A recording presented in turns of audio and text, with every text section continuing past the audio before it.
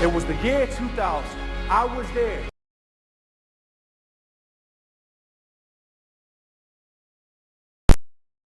Not about as close as you can come. But I didn't come here to talk about my days in the sun. I came here to make a point. In this league, everyone gets a turn. All 32 teams. If you're up now, you'll be down again at some point. It's not going to be Brady and Manning forever. So don't tell me that these two teams don't matter. Don't tell me that Mariota and Bortles don't give their teams a shot. Tonight, next week, next month, and for years to come. You know, the future. If it be not now, yet it will come. The readiness is all.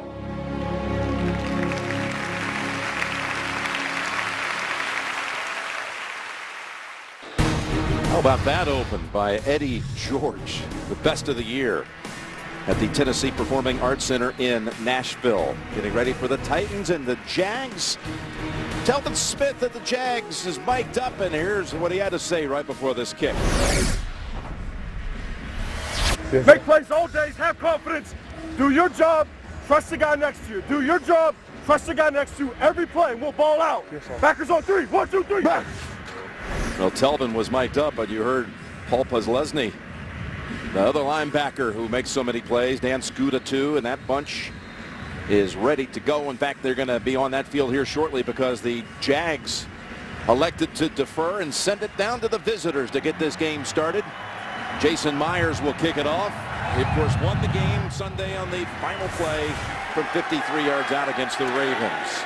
McCluster takes a knee, and we are going to welcome to the field Marcus Mariota, the second pick in the draft, the Heisman Trophy winner out of Oregon. Just sensational so far this year on the road.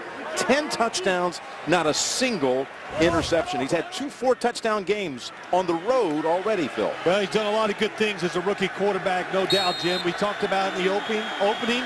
That's why the franchise is excited about him. What's his key tonight? They just want to make sure they don't let him get hit too much. So how do you avoid that?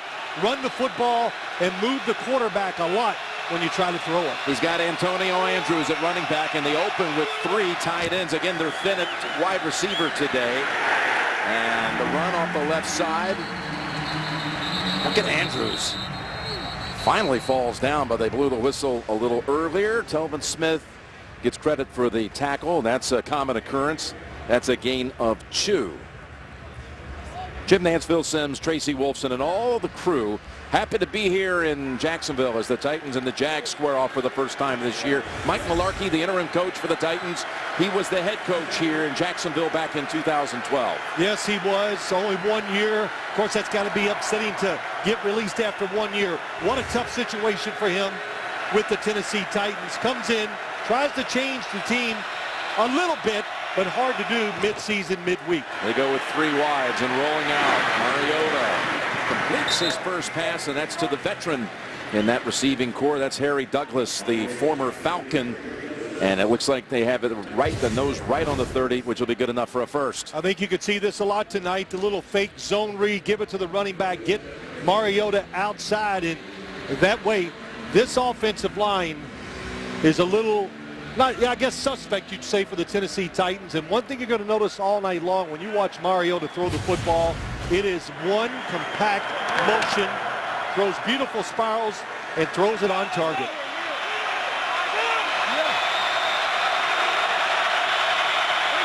They are keen on starting fast because they have not done that at all this year, this offense.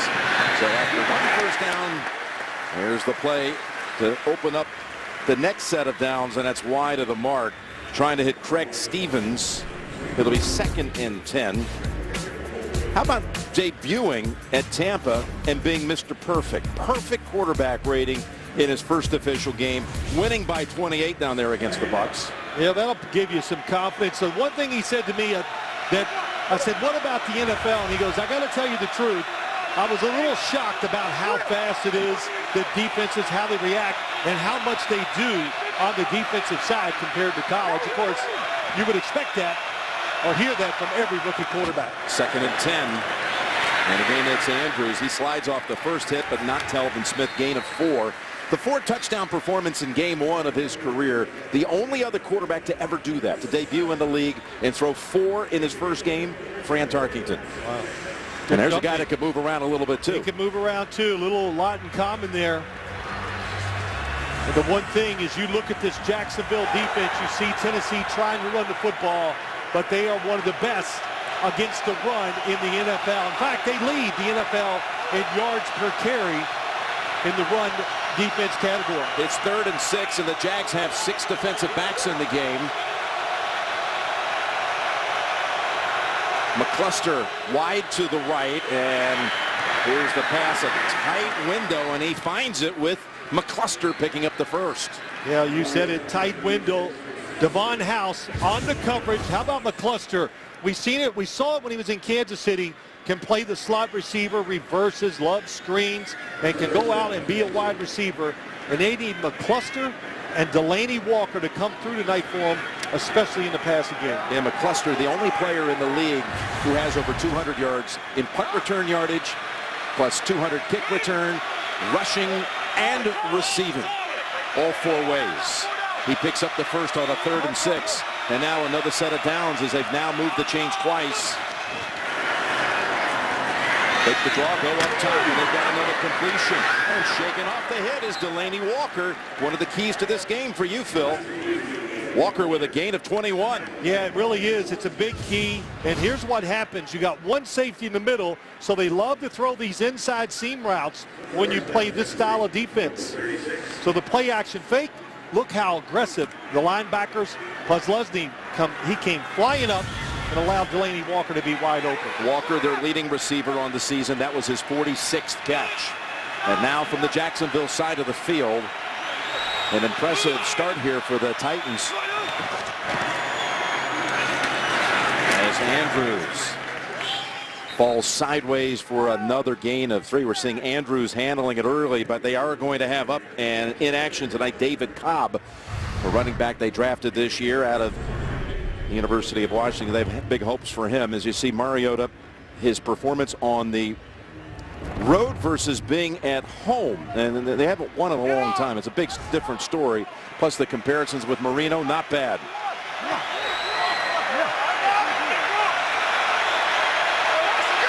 Talking about David Cobb, he's from Minnesota. We'll see him a little bit later. 2nd and 7, and a completion for about another 8 as Pisano has that grab. Well, Gus Bradley, leading his team for the 3rd year, has got to sit there and look at his defense. What has been the problem down here when you talk about this football team? I think the main thing, Jim, is when you talk about Jacksonville's defense, it just doesn't have enough speed to make those impact plays. And they have a hard time getting to the quarterback. And Mariota getting rid of the football so fast might make Gus Bradley and Bob Babbage, the defensive coordinator, decide, hey, we better blitz, or he's going to keep picking us apart. So they're going to go spread here. Shotgun 3rd and 1. Mariota keeps it, and he is swarmed under. What a tackle. Branch the first to get to him, and they'll bring out the field goal unit. Excellent job on the edge. Andre Branch is there, and then the other one is Telvin Smith. He's the one that keeps Mariota where he cannot get outside and gain the first down. Boy, Telvin Smith, if you watch the game film, you'll just notice how many times number 50's in on the play. Never comes off the field. 47 yards, field goal try from Ryan Suckup, 10 out of 11 on the year. Former Kansas City kicker in his 7th season in the league. Out of a hold by Kern, and the kick is good. So points on the board for the Titans to open this game. Great job by the Tennessee Titans. Good job of getting the football by Mariota. Has to give them a lot of confidence, Jim. Thursday Night Football is brought to you by Verizon. Watch live, local, and primetime games on NFL Mobile, included only on Verizon. And by Papa John's new Epic Meats Pizza, only $12 at papajohns.com. The Naval Air Station, Jacksonville, located just 4 miles away from downtown Jacksonville. Okay, so Mariota completes 4 passes to 4 different receivers, and Tennessee puts up a field goal. And now we'll get a chance to see the Jags for the first time on offense. Suckup's kick headed in the direction of Denard Robinson. And that's another touchback as well. Blake Bortles. Well, he's been on quite a stretch here, throwing touchdown passes, at least 2 in 5 straight games. So while Mariota was taken with the 2nd overall selection this spring, 2 springs ago, Blake Bortles was the 3rd pick in the draft, the first quarterback taken. They had talked about maybe not playing him his rookie year, but that didn't last very long. He saw a lot of action. Yep. And that experience is now starting to pay off, isn't it? It's a good point. They're glad they didn't listen to themselves and played him last year because he's playing better. On first down, he goes down the field. Nice. At the last minute, that ball is knocked down by Arakpo, the former Redskin linebacker. Well, they're trying to get Julius Thomas into this game plan, into this football team, so they send him deep down the sideline. And how about that, Arakpo? Nice job of just reacting to the fact that Julius Thomas raised those arms and knocked the football down. Just guesswork, really, with the hand. That's it. And he guessed right. When the receiver's hands go up, get your hand, rake it through the middle of it. The running back is T.J. Yeldon, the rookie taken this past spring in the 2nd round out of Alabama. And Bortles, 2nd and 10, completion, and that's to Thomas again. This time it's a catch for 5. What is it about Bortles you see that you like? Well, there's no doubt when you watch him play, I talked about the improvement, but he's tough, he's got courage. Those things you can't teach, Jim, but what they got to do and they want to do with him is to dial it back a little. In other words, don't stand out there. Don't try to take every play to the end and take all the big hits, because in this league, no matter how big and tough you are, sooner or later, the defense is going to win that battle. 3rd and 5, they bring in Marquise Lee, the former USC star, at the bottom of the screen. He's had nagging hamstring issues his first 2 years, but healthy now. Bortles able to get it away, but that was very well defended by Michael Griffin. Pass thrown in the direction of Mercedes Lewis. Yeah, good job. And what is this Tennessee defensive line? It's the strength of the football team, and that's what happened that time. Avery Jones, number 95. No, I'm sorry, not Avery Jones. That was Angelo Blackson. The defensive lineman dropped back in coverage, made Bortles hold the football, and nobody open. Brian Anger, in his 4th year from Cal Berkeley, ready to send it down to Dexter McCluster, who's had 3 career punt returns for touchdowns. That's the back up to about the 21, and McCluster ducks under the 2nd hit, and then finally falls at the 28. No rain, thankfully. It was raining heavily when we got to the stadium. Been going nonstop for a better part of the day. A lot of humidity, though, I'll say that. Tonight's Next Gen Stats are brought to you by Go90. Watch the NFL on the go with Go90. Go90 to watch, cut, and share all the awesome. Okay, now, after keeping the football for almost 6 minutes with their first drive, that Tennessee offense is right back on the field again as the Titans forced a 3 and out.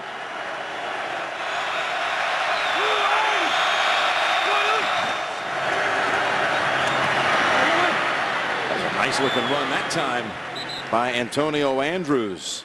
Picks up 11. Yeah, it's excellent on the right side. You got Chance Womack, number 70, going down inside, and then Byron Bell, big right tackle, pushes the defensive line down inside, and a nice job by Antonio Andrews. Hey, he's a power runner. You can see the size, and that's what they want to do here tonight. Run that football well enough so when their quarterback wants to throw it, he has that extra time to get it down the field. In his 2nd year out of Western Kentucky, Andrews grew up about 60 miles northwest of Nashville in Fort Campbell, Kentucky, and here he goes again, this time for only about 3. He was Mr. Kentucky football in high school, but this was a college free agent, undrafted, after his career with the Hilltoppers. Well, he fits what Mike Mularkey really wants in his football team. He goes, hey, guys, I want our whole team to play like our defense. It plays hard, physical, not out of control, but close, and he wants to see that from his offense. So you need a running back like Andrews to make those tough runs and get those extra yards. Dexter McCluster now in the backfield. We'll call it 2nd and 8. Baxter, quick hit on him. That is Odrick. The former Dolphin right on him. One of the reasons why they brought him here is just for this, to stay. He's big, he's tough against the run, doesn't have great speed to get up the field and get after the quarterback, but man, they got some good run-stopping defensive linemen here in Jacksonville. But how about the loss of Senderick Marks this past weekend, out for the year? Yeah, it makes the interior defensive line a little thin, but the good thing is they still have Roy Miller, Alu, so they got depth there. That helps them get over the loss. 3rd and 12. Mariota goes underneath, but the Jags have it covered up. Good piece of tackling right there by Cyprien. Holds him to 3. Walker with the catch.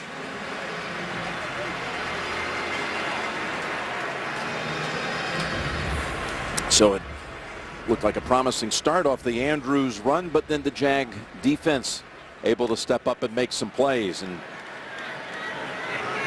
back to return here, just off of IR, and he played early in the season. Rashad Green for Jacksonville. He had that designated to return tag, and he's back this week. Not able to field that one as it sails out of bounds at about the 14. 45-yard punt. Thursday Night Football brought to you by Bud Light. Make the right call, drink responsibly. And by McDonald's, teaming up with the NFL like never before. Just about 30 miles south of here, St. Augustine, the World Golf Hall of Fame. Jack Nicklaus, who saw Arnold Palmer's bust as well. Had a great pleasure spending time with Jack and Barbara Nicklaus yesterday for an Augusta special in the spring. What a football fan and a football family, with your grandson Nick O'Leary tied in on the Bills practice squad right now. He's going to develop one day into a fine NFL player. And Yeldon picks up a couple on that, his first carry of the game. Now look what Bortles has done year 1 to year 2, Phil. What do you see? Well, I see a team that's gotten better, but I think that right now they hired a new offensive coordinator in Greg Olson. He was out with the Oakland Raiders last year, and this offense fits Blake Bortles' style. His ability, throwing it down the field. They make a lot of big plays. It's worked well so far this year. 3-step drop. Pass and a little slippage there. Thomas. And it's just a couple. Sunday at 9 on NFL Network. What does the future hold for Peyton and the Broncos? Plus a preview of Tony Romo's return to the Cowboys. Dallas down at Miami this Sunday. NFL Game Day Morning Live Sunday at 9, only on NFL Network. You referenced Greg Olson. There he is. We also thought the field, we were down checking out the field conditions. We had slippage there, but yeah, the field was in great shape. They were both down there before the game. Tennessee does a lot of different looks on defense. 3rd and 6 from the pocket. Bortles heaves it. He's got his man. It's Walters all the way out to the 50. Well, sometimes when you're trying to disguise your defense, it leads to trouble. And they're trying to give him a look. And watch Walters just go right down the seam. And Blake Bortles, that pocket starts to collapse a little bit, but he hangs in there tough and put that football right on the money. And that was a good example of Greg Olson's offense. Very few teams look down the field as much as the Jacksonville Jaguars. The one that comes to mind, the Arizona Cardinals. That went for 31, and now they go to the ground. Yeldon busts right through an opening, thanks to the likes of Clay Harbor, and he tacks on another 15 yards for Jacksonville. Well, you said it right. Clay Harbor is the guy that helps. He's going to come across the field, make the block, and then Yeldon follows it inside. Zane Beadles, the left guard, didn't even have anybody to block. Tennessee all washed down to the opposite side. So here they were just a couple of plays ago, facing 3rd and 6 and a possible second consecutive 3 and out. Now they pick up 46 yards on the last 2 plays. Yeldon clogged up that time. Give him 1. You know, Jim, last night we had a chance to talk to Terrell Casey, number 99, on defense, defensive tackle for the Tennessee Titans. And I never met a guy, he might be the most excited guy we've met all year to talk about playing in a night game. But they wanted to come into this game and show everybody how good they are on the defensive side, and especially, like he said, playing under the lights, nothing like it. He said it just immediately feels a whole lot different. You walk on that field, you're under the lights. He also talked about trying to keep Bortles in the pocket. A lot of times you try to get a quarterback to move around, not in this case. 2nd and 8. And a short throw there to Brian Walters. It's interesting how they said that. They're not like going to all out, just go after him, because they say that's when he is dangerous. And Jarrell Casey said something, gave him a lot of credit. He goes, man, he is a big, tough guy. He really respects Blake Bortles. But you're right. Be careful on the pass rush. Don't let him move sideways, because that's when he looks deep downfield for these speedy wide receivers. Well, he's completed 4 so far, 2 to Walters, 2 to Thomas. Nothing so far has been thrown in the direction of Hearns nor Robinson. And that's Thomas with his 3rd catch. And it takes a while to ride him down. Zach Brown finally able to finish off the tackle, but the Jags again move the sticks. Gain of 12. Couple things. Watch Blake Bortles step up in the pocket. Really nice job. And you see Thomas just runs through the coverage. And Thomas missed the first 6 games of the year. He's finally looks like he's trying to get back into the offense. Watching practice yesterday, a lot of footballs found their way to number 80. I guess that's the way you say first down if you're a quarterback. Green 80. Green is out. From the 19th, it's Bortles. Just out of reach, trying to connect with the long-time 10-year tight end it is, Mercedes Lewis. Oh, he had him. He had him maybe for a touchdown. And Mercedes Lewis beats the linebacker Avery Williamson. Watching number 89 go down the field, going out to the right. There's no deep coverage. Trying to anticipate the throw, Bortles does, and I think that's why he threw it behind him. Brings up a 2nd and 10 from the red zone. Green is out. Yeldon. And run down to the 13 for 6. 3rd and 4 on the way here in the final 30 seconds of the first quarter. And the 10th play of this series coming up. Well, we talked about it, Jim. A lot of good matchups for this Jacksonville offense. The wide receivers against the beat-up secondary, a quarterback that can move, and some good runs by Yeldon so far in this game. We're just going to go ahead and let it run down to the close of the quarter.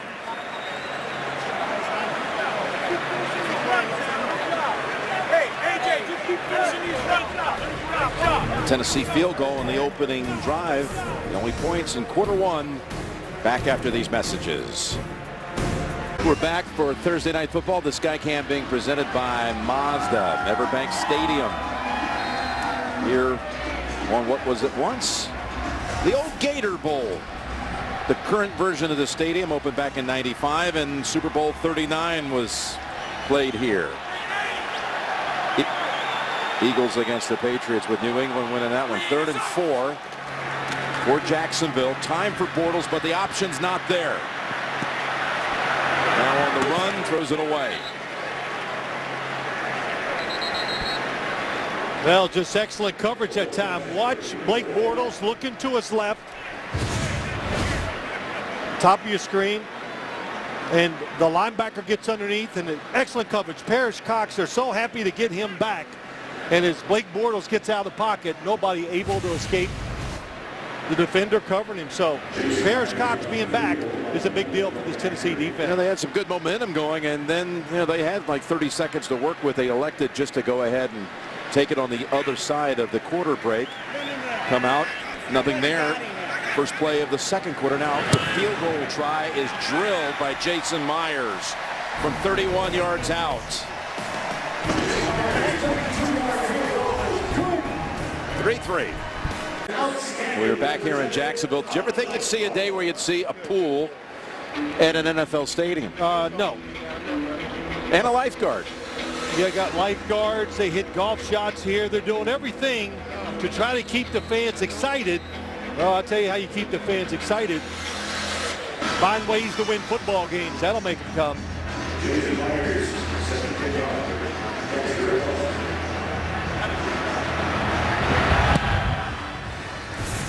That's kicked by Myers. Flies through the end zone. We talk about next gen, the next gen stats presented by Go 90. Let me interpret this one for you. Take a look now at Telvin Smith. We talked about how many times he's so active in all these tackles. His max speed for the year has reached over 21 miles an hour. It's the second fastest of all NFL linebackers. And his total yardage covered, you saw it. Well, he's all over the place, and he's moving quickly. Yep, all over the place, plays every single down of the game. Him and Paul Posluszny, amazing. They play so hard and have such endurance. Mariota, good play action, throws the defense, and it's rewarded with the throw to Delaney Walker. Well, we talked about it in the opening. They want to find ways to do what? Get the ball to Dexter McCluster, and this guy coming across the field, Delaney Walker, nice job of watching the coverage go up the field, worried about the wide receivers, and he fit right into that open space, and nice throw by Mariota. Yeah, a gain of 29 to Walker, the former 49er. Spent his first 7 years with the Niners. Third season here. David Cobb's coming at running back, the 5th-round pick out of Minnesota. Here he is, his first NFL carry. And it picks up a couple. Miller on the tackle. Let's go down. Tracy Wolfson, good evening. Hey, good evening, Jim. Well, I'm down on the field, and you can see behind me the divots that have been made from some of the players slipping. There's a lot of pieces of grass all over the field, but right now it doesn't look to be too bad. It rained on and off all day, but they say no more rain, so we should be fine, but it is certainly something to keep an eye on throughout the game. Yeah, we've seen a couple of times some players lose their footing. Mariota now has hit his last 5 passes. Got a 2nd and 8, and the streak comes to an end as he trying to connect with Green Beckham. On the series premiere of The Timeline, the moment Brett Favre walked away and the story behind his return to Green Bay. The Timeline, a new NFL Network original series, premieres December 3rd only on NFL Network.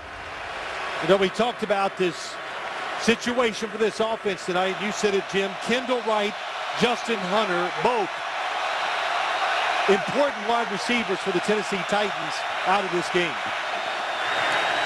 Here's a 3rd and 8. A lot of pressure, and it's knocked down. Oh, flag is out of first. Flag of the game is going to be on Aaron Colvin. Telvin Smith knocked down Mariota after he released it.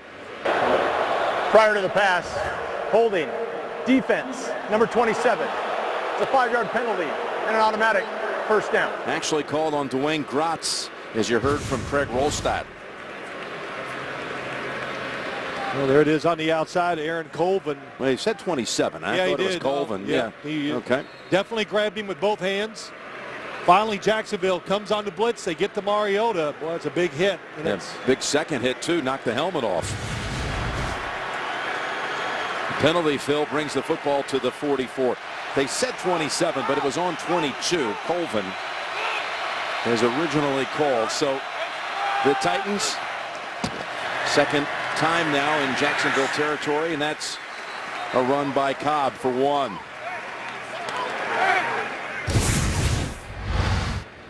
Here you go, home versus away. Now this is a team that hasn't won a home game well before Mariota showed up in Nashville. 403 days ago, the last time Tennessee won at home.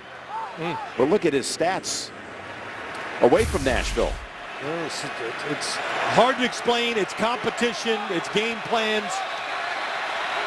You would think you'd always play better at home because of crowd noise and just being in familiar surroundings. 2nd and 9 with pressure coming. He got it away quickly, and that's a first down grab by Dorial Green Beckham. Yeah, they need him to come through. You know, he's a big wide receiver, kind of a controversial pick. 2nd round, 6'5", 237 pounds. And, you know, he's got the talent. but he's just got to realize in this league it's tough. You go against tough defensive backs every single week. Struggles on the outside getting away from press coverage. He didn't have a catch last week against Carolina. Targeted twice. One of them was picked, but the week before, strong game down in New Orleans with 5 catches for 77. First down handle, and the Jags shut it down with David Cobb. Again, it's Miller making the play for that defense. Hey, in 2 weeks, Aaron Rodgers leads the Packers into a key NFC North showdown with Calvin Johnson and the Lions. Thursday Night Football, 2 weeks' time. Green Bay at Detroit, and that will be live on CBS and NFL Network. Of course, they just met on Sunday with the Lions finally winning after many years of failing to do so up at Lambeau Field. 2nd and 13. Getting a running start with that carry. It's Dexter McCluster. Yeah, good job that time, but McCluster, you can tell they're going to do everything they can with him. Put him in motion, put him at wide receiver, and then every once in a while let him run it up inside. Nice block by the center, the rookie center Andy Gallup. You see, Bortles, we were talking about how Tennessee has done on the road. Well, Bortles and the Jags win. It was Bortles' first road win Sunday at Baltimore, and for the franchise, their first road victory since 2013. 3rd and 9, Tennessee. Mariota's pass was behind Green Beckham, who had a step on the defender, Gratz. Yes, he did. The football a little off target this time, I think. Mariota just felt the pressure, thought maybe the blitz was going to get there. And a good job by Green Beckham selling it up the field against Gratz. But the football got there a little too quick for him. Going to be a 49-yard field goal attempt for Suckup. He's already hit one from 47.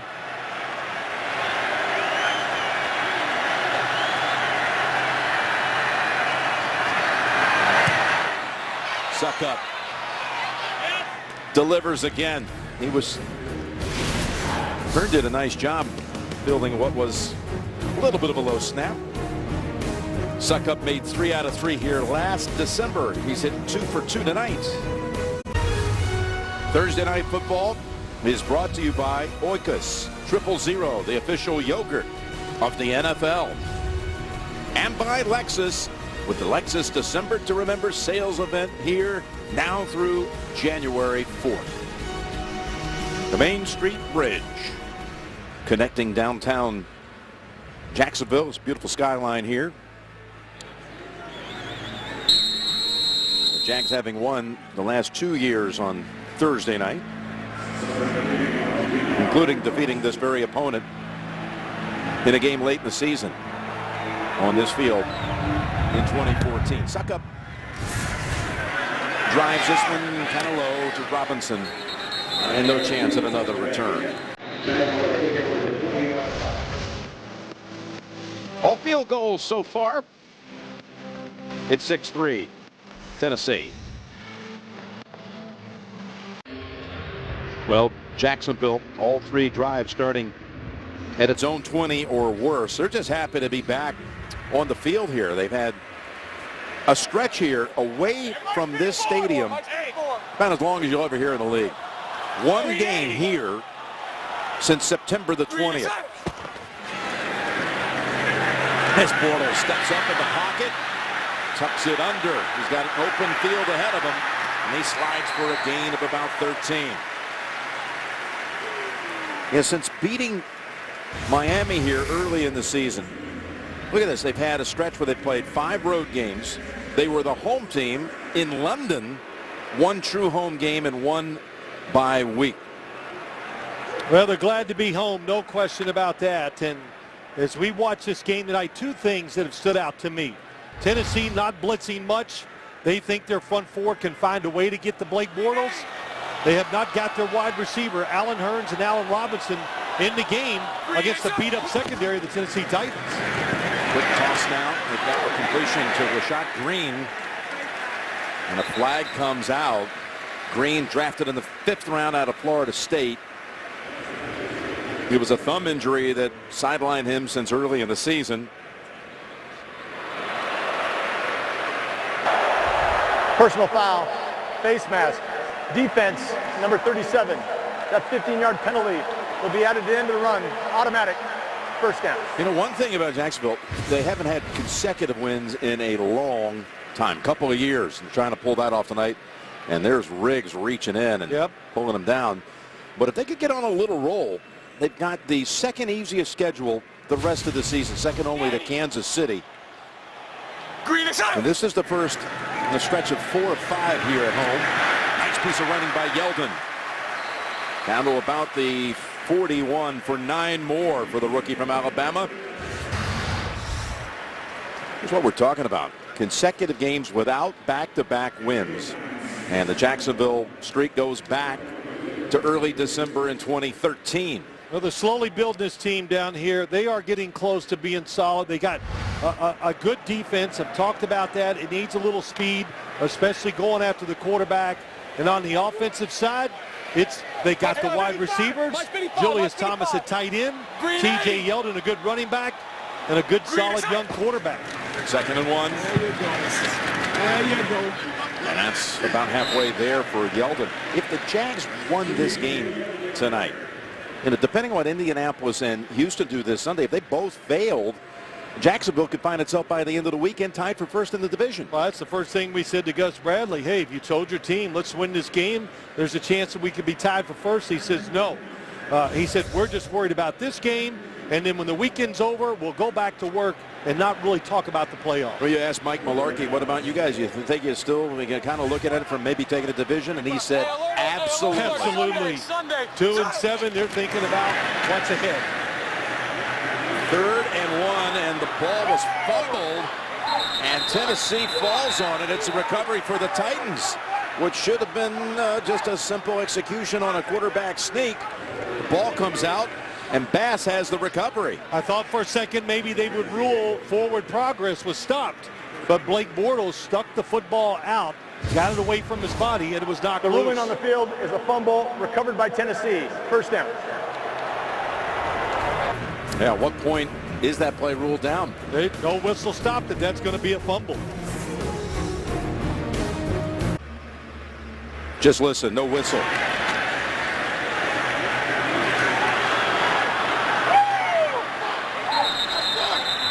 Well, the two guys they tried to run a quarterback sneak against, Jarrell Casey, Daquan Jones. Tough. We've already talked about Casey. Hard to move those guys backwards, even to pick up a half a yard.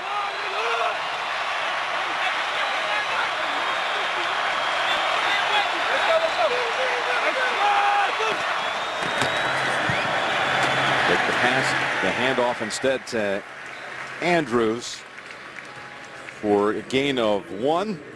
And Mike Carey, what did you see with that fumble a moment ago? Yeah, I thought that was a very good call, and here's why. Bortles was pushing the ball forward. Still his forward progress is going forward. The ball came loose and came out and was recovered by Tennessee. A great call on the field. I even think when he was trying to reach across with it, he was still short. You wonder what they would have done on 4th and inches. You got to think they would have gone for it. But instead, they cough it up. Belongs to Tennessee, 2nd and 9. And down the field, almost intercepted off the deflection. That pass going to Green Beckham. But the play made by Devon House. Yeah, Devon House, really, he's the guy they put out there at corner, and they match him up a lot of times with the other team's best receiver. Not so much tonight because they're hurt. On the outside, Tennessee Titans are. But last week, 2 interceptions. Was benched for poor play for a little bit, but has come back and really played well.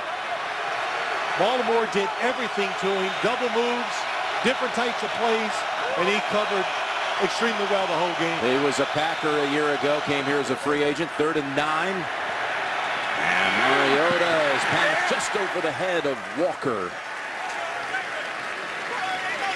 Cyprian running with him, and that'll force a Titan punt. Well, they're just so limited what they can do on obvious passing situations. Little double move. Man, that's a nice job by Cyprian trying to make it up. Mariota a little careful with the football. Could have just lined it right in there and got to completion. Brett Kern has had 19 punts down inside the 20. That was close to contact. And they're going to throw a flag. It definitely interfered with his vision for Walters. That was Cody Riggs, who was flagged just a short while ago with the face mask. And he's going to get a penalty here.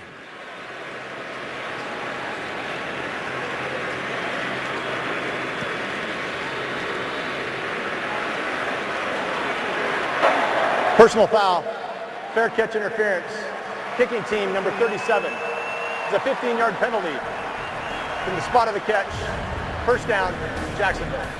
Timeout. Walters clearly signals. And that was interference. The third pick with the second pick in the 2014 to 2015 NFL Draft. The Jacksonville Jaguars, the Tennessee Titans select quarterback Blake Bortles, Marcus Mariota. The next generation of quarterbacks in the NFL. Two of them here tonight with the likes of Derek Carr and Teddy Bridgewater, Jameis Winston. Well, you got to look at this AFC South. You see these two quarterbacks here tonight. Indianapolis with Andrew Luck. Yeah, at the moment, these two have the most stable situations at quarterback in the division. No question. Andrew Luck being hurt, of course. That's Robinson. And the former Michigan quarterback takes a big jolt from Michael Griffin, but he's got a gain of 10. Yeah, what a transition, for him. Again, good block across the field, but to be a quarterback, and I know he was a running quarterback at the University of Michigan, but make this transition, Jim, to an NFL running back says a lot about his talent and, of course, learning a new position and the toughness it takes to carry the football in this league. Boy, there were times late last season where he peeled off some big games. 100-yard performances.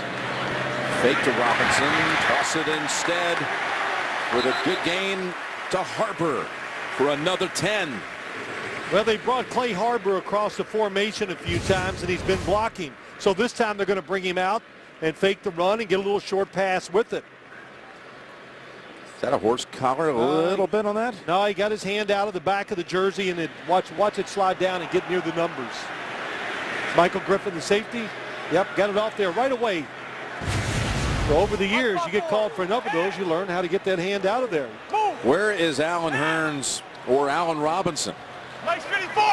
The two standout receivers with 7 touchdown catches each. They have not been targeted in more than a quarter and a half in this game. Bortles. Now they have. That was a target for Robinson.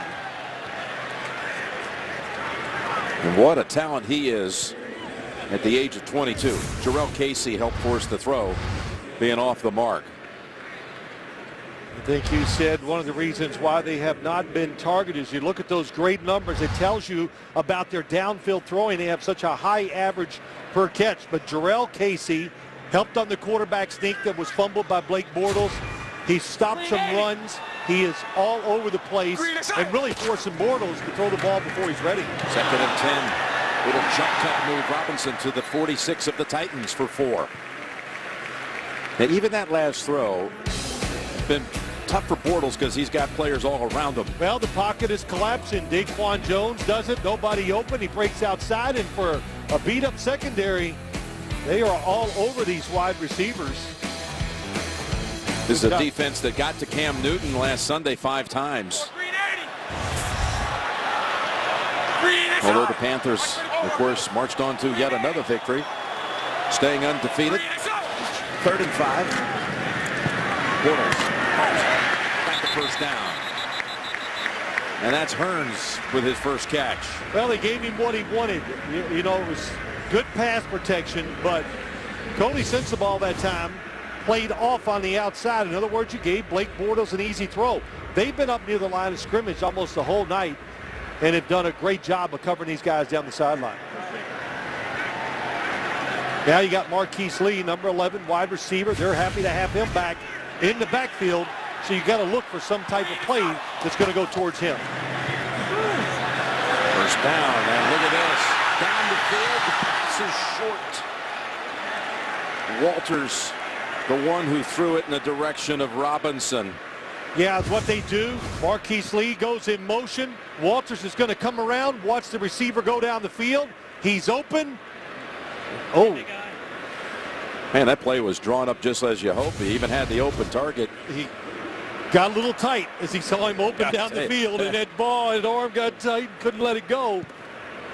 Get that one chance, and all of a sudden, man, it's a lot easier in practice, that's for sure. 2nd and 10. Shelton back in to the 34. And we've got another penalty marker on the field.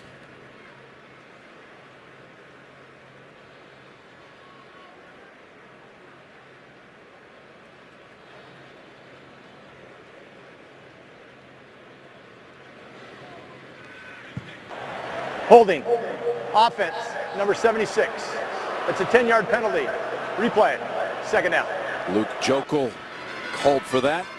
Watch original NFL shows and catch what's trending around the league with the all-new NFL Now. Watch an NFL mobile on your connected TV devices or go to NFL.com/now. Well, you said it earlier. Cam Newton got sacked 5 times by this defense of the Tennessee Titans.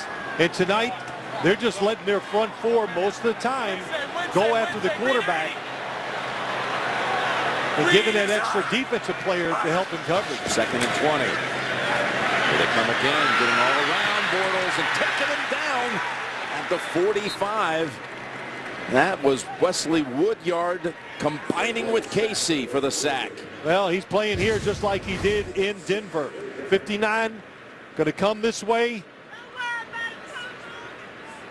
Gets in there and forces Bortles to step up, and then he spins off and gets the block. And the one thing about Wesley Woodyard, plays a lot of snaps, but he just has great hustle, tremendous energy. And of course, that helps his defense out quite a bit. 3rd and 26. Set up the screen. Can Yeldon get him in field goal range? Yeldon goes across the field, dives down at the 41. Which would make it about a 59-yard field goal if they'd elected to go that way. Picks up about 13. 4th down coming, and they're going to punt it. Yeah, you punt it. You got the 2-minute warning. You got 3 timeouts. Back them up and see if you can make the stop and give your offense one more try before halftime.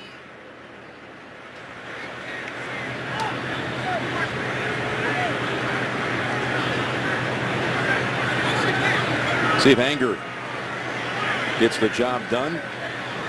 He's had 3 touchbacks on the year, but 15 down inside the 20. Angles this one.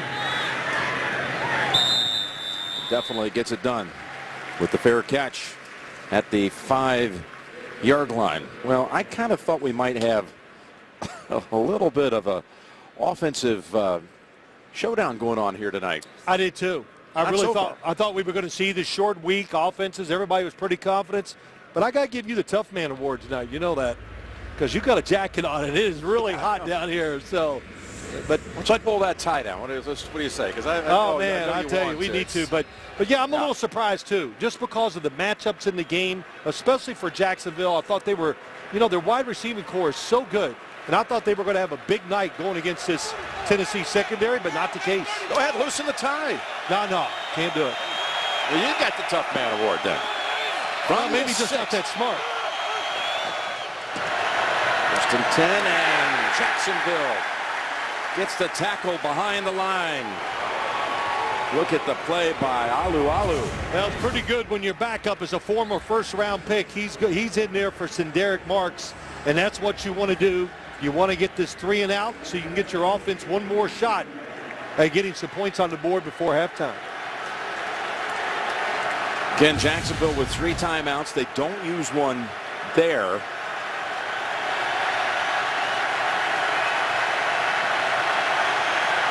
Second and 13 Titans.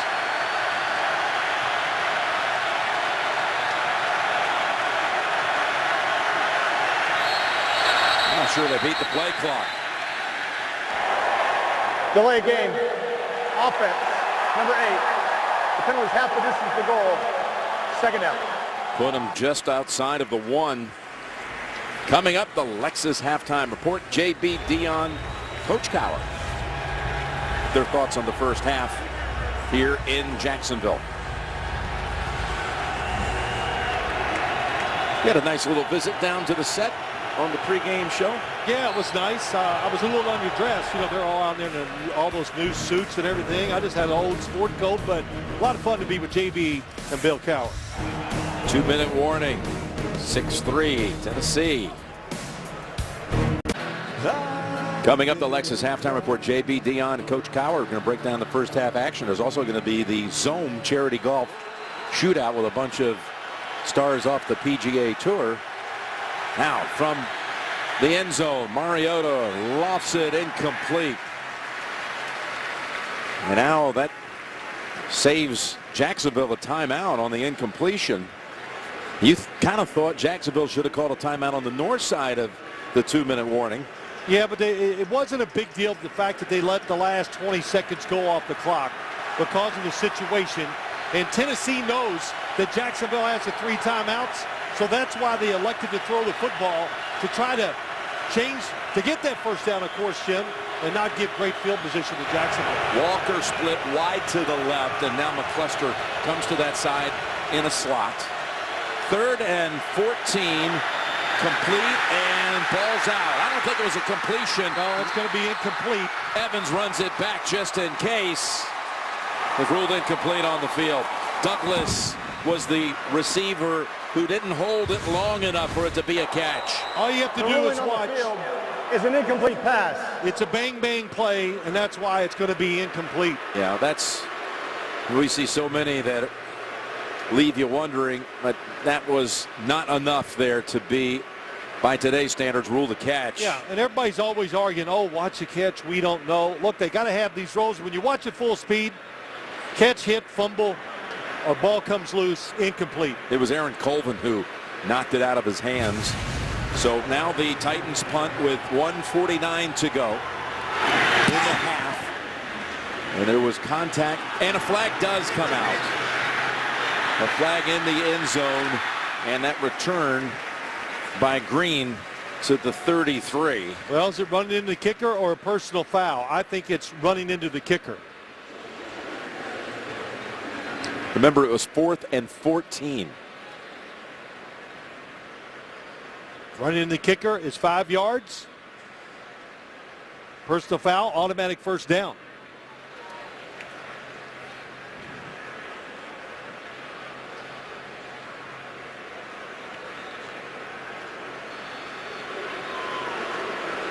Well, the Tennessee offense is coming on. Actually, it's the punting unit that comes out.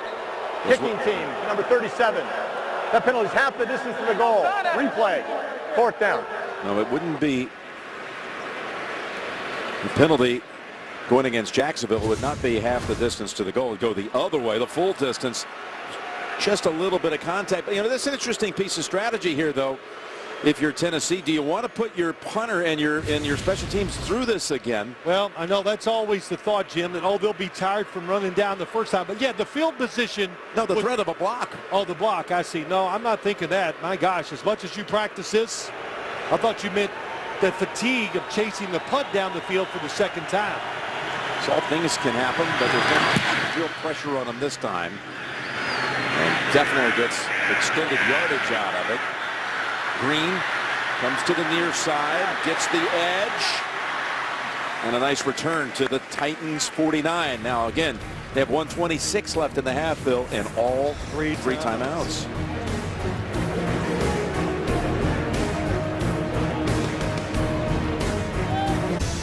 In honor of Veterans Day, for every point scored during the NFL's 32 Salute to Service games, the league's donating $1,000 to its nonprofit partners. Pat Tillman Foundation, USO Wounded Warrior Project. Join the salute, NFL.com/salute. All right, the quarterbacks so far in this game, they both have thrown it 14 times. 7 completions for Marcus, 9 for Blake. Yardage about the same. That penalty, by the way, on Jacksonville, the running into the kicker, cost them about 16 yards in the end. As Kern let loose a good punt from the 50. And going for the deep ball. Robinson jumps up and grabs it. Allen Robinson's first catch of the night, and it's a big one for 38 yards. Really good job that time, Blake Bortles. It's a blitz, and he gets protection. Watch the 5 guys coming. Robinson goes right down the inside. He beats him off the line of scrimmage. That's how he gets open. Nice job by Blake Bortles, picking out the matchup that favored him. Longest play of the game so far. Robinson able to somehow squeeze out another 3 yards, and Stafford never backed off the play and slams him down, but they'll give him a 6-yard pickup. Well, timeout by Jacksonville there. Plenty of time. Time not an issue, Jim. 7-yard line. 44 seconds and 2 timeouts. Boy, really good job by Robinson off the line of scrimmage. You always hear that about, I heard it all my career from the wide receiver coaches. You win the battle at the line of scrimmage. And Sensabaugh thought maybe there was going to be somebody inside the safety down the field, but he couldn't get there quick enough because Robinson did such a good job getting wide open. Tom Coughlin was a wide receiver coach when you were playing at the Giants. Of course, later became the first ever head coach here in Jacksonville and did big things, including getting to the AFC Championship game on this field back in '99 against Tennessee, with the Titans winning it and advancing on to the Super Bowl.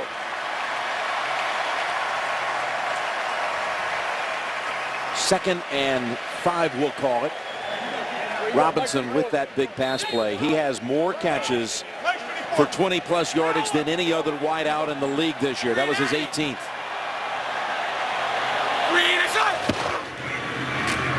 Robinson again. To the 5, it'll be 3rd and 3, and another timeout by the Jags. They have one.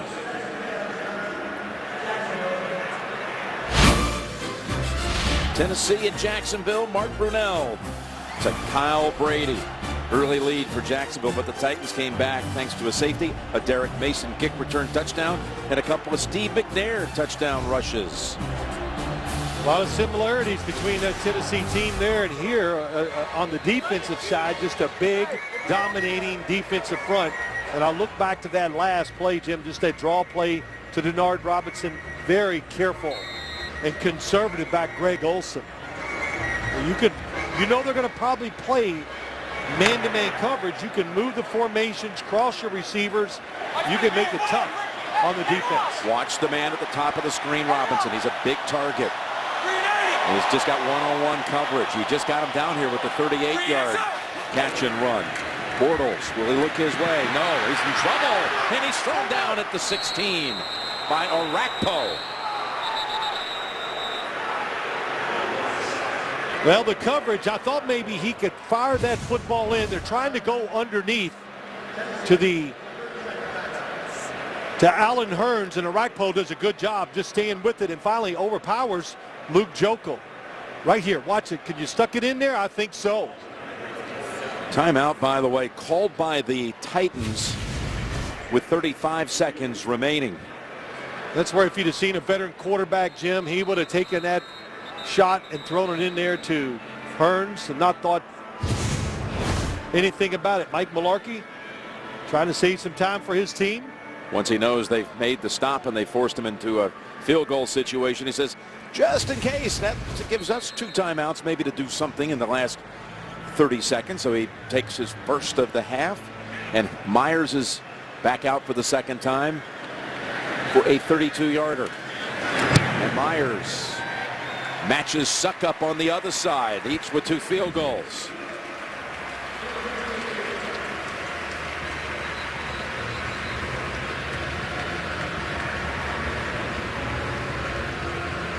Six with 31 seconds to go in the half. This youth movement, young quarterbacks to start games this season. Winston, Mariota, 1-2 out of the draft. Of course, Manziel coming into the league a year ago, been announced the starter for the rest of the season for Cleveland. Bridgewater and the Vikings are on a roll, lead their division. And there's Bortles, also under the age of 24. Yeah, we got a good mix of some veterans that are playing very well in the league, guys that have been around a long time, and of course, You know, you always say, oh, there's just not enough quarterbacks to go around. But you saw that list. A lot of good young quarterbacks who are just going to get better.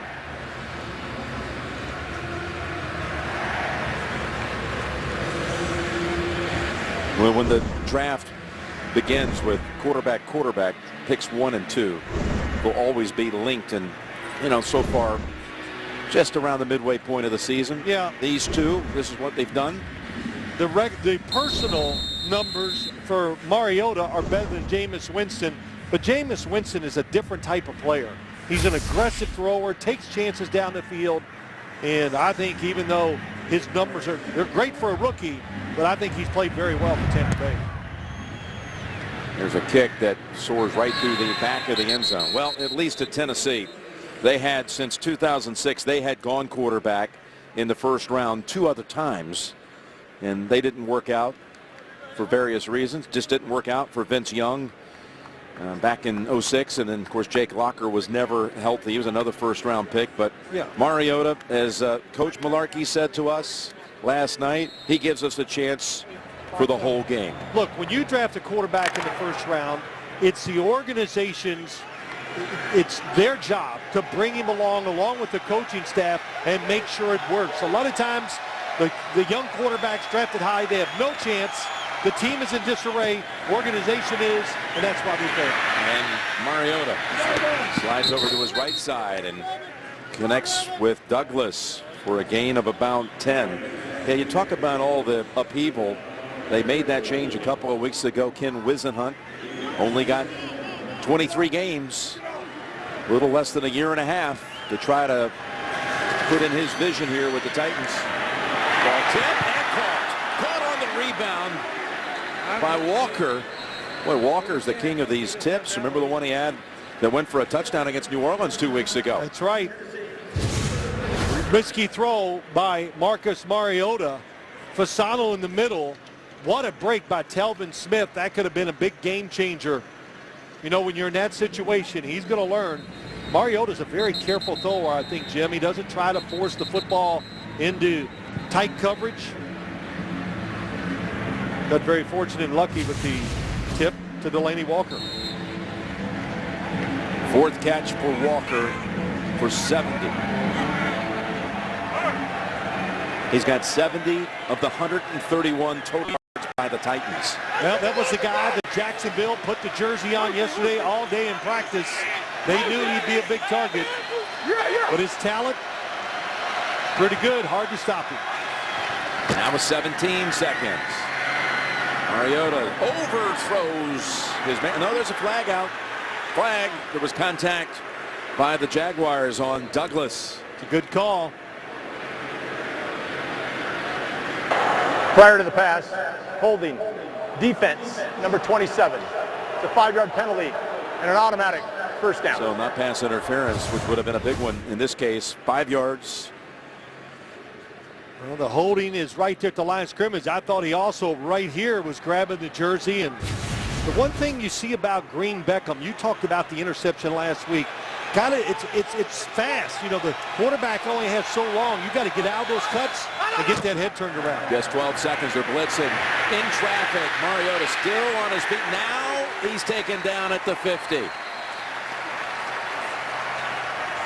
Telvin Smith again makes the tackle along with Ryan Davis. Yeah, Ryan Davis getting in there, sometimes comes in, takes the place of Chris Clemens on the outside.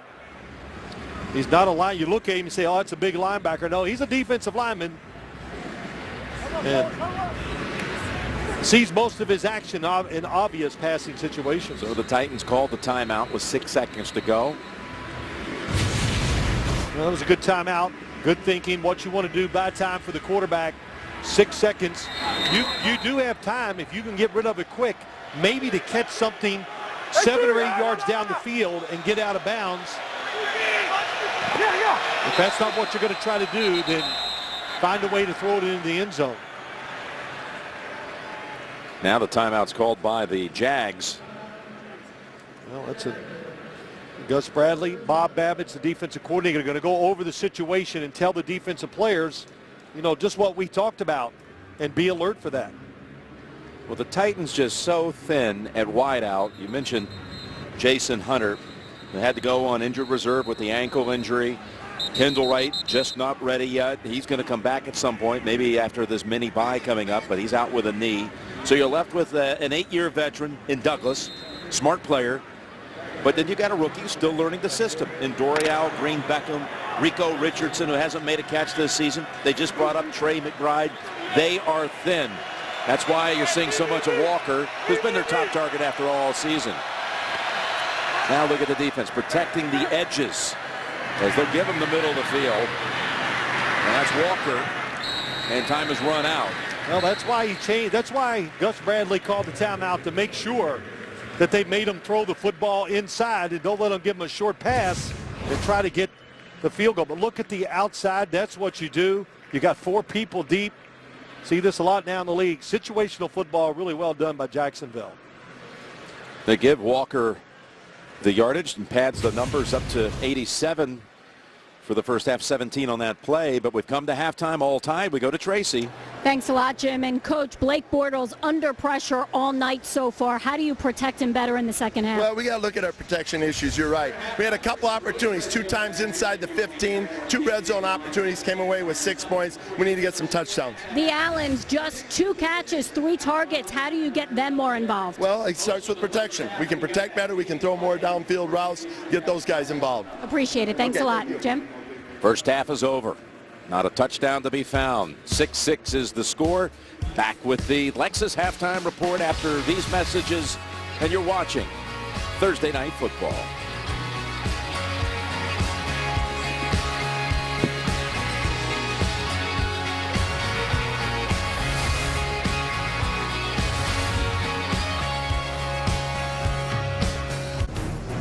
Getting set now for the third quarter in Jacksonville.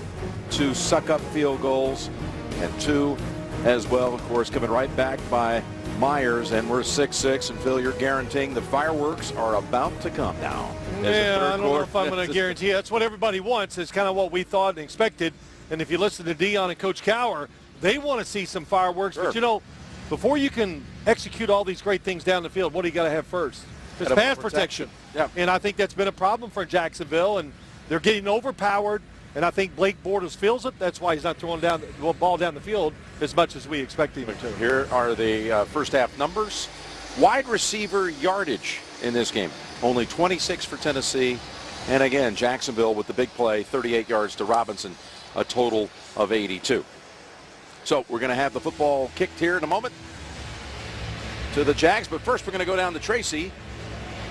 Well, thanks a lot, Jim. Mike Mularkey told me it was just not good enough, their offense in the first half. He challenged his offensive line to protect better.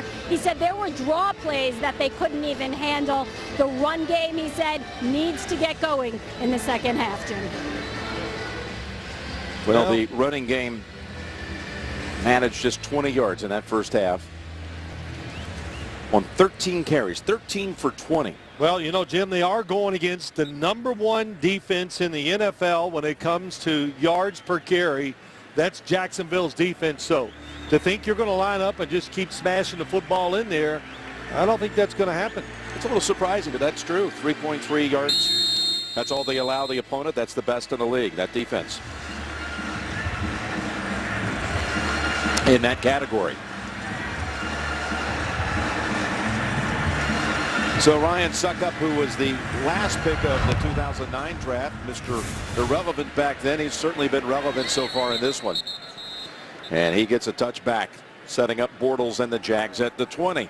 And I think the big thing here is you watch this second half is this Jacksonville offensive line also. Can they just give Blake Bortles another half a beat to throw the football down the field? Again, Tennessee's defensive front 7, it's one of the top 5, I think, in the NFL. They're not blitzing much. They're using those 4 pass rushers to push the pocket, to unsettle Blake Bortles. Mike's 5'9". One of the reasons why they only got 6 points here in the first half. Green is out. Fake to Yeldon. Bortles is looking long, instead goes underneath. And it's Thomas. Just a 3-yard catch. Arakpo in on the hit. Well, you know, listen, they had some good protection that time, and I thought that maybe Blake Bortles was going to go down the field. Watch the double move. It has a chance to get, well, gets behind the safety. The backside corner reads it. He's coming over. Got a Rakpo down on the field. Hurt on the tackle, on making the tackle. He had 6 sacks this year coming into this game, and he does a little bit of everything for this defense. Big free agent signing. Drops in coverage. Yeah, they went out and gave him a big contract, and he had a couple of serious injuries, pectoral tears that ended a couple of seasons for him in Washington. Yeah, that would concern you, but I know this. They're happy with him. And, you know, when you play a defense like this in Tennessee, Ray Horton, the defensive coordinator, they do so much stuff. I asked Ray Horton this just about their defense and even bringing in Brian Arakpo here. Short week, what do you do? He goes, look, we have so many plays on a defensive call sheet that this short week is not a big deal. You know, we can be ready for it because we practice and do so much during training camp. 2nd and 7. Yeldon with his 7th carry of the night for 35 yards. He's the 2nd leading rookie rusher in the league behind Gurley. Well, pretty good when you can draft a running back like Yeldon. He comes in, 2nd-round draft pick, and he can play all 3 downs, Jim. That's what's really impressive, what he does. And, of course, he went to the University of Alabama. Pretty much a pro-style offense, so it made the transition, running and pass blocking, pretty easy for him. Hey, hold to 39, green 80. Green and shot. 3rd and 5 play for the Jags. Toss it over to Yeldon. Makes the move he had to make to get the first down out to the 34. By the way, Arakpo came right back and was on the field for that play after sitting out 1. Gain of 9. Well, good job that time. It's a blitz. Nobody has the back coming out of the backfield. Great job by Blake Bortles recognizing that and getting rid of the football quick. When you're a blitzing team, you got to make sure you cover all the bases. That time, nobody on TJ Yeldon.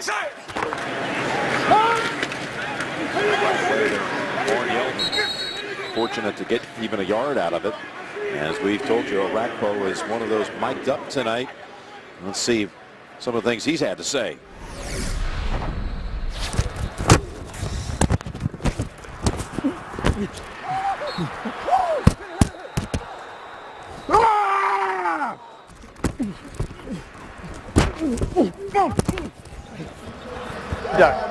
Taunting, number 99, after the play. That 15-yard penalty is an automatic first down.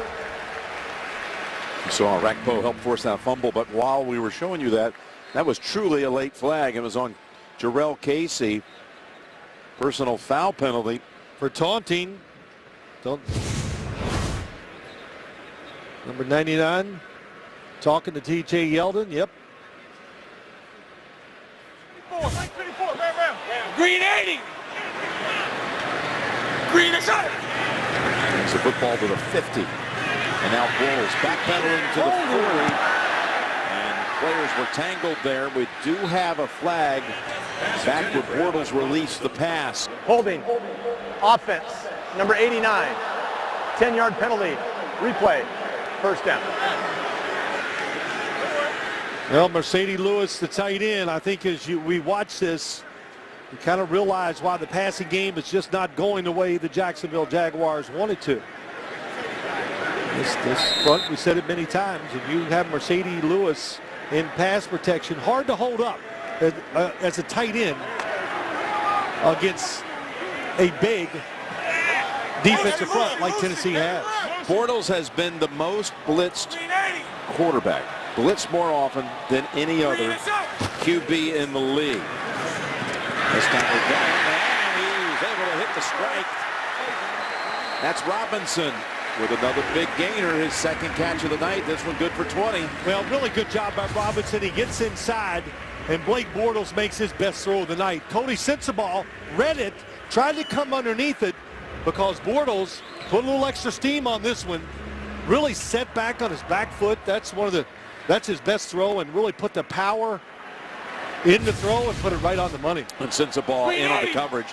He's in the lineup because of Jason McCourty's injury, season-ending groin injury from last week. There's Yeldon into the secondary.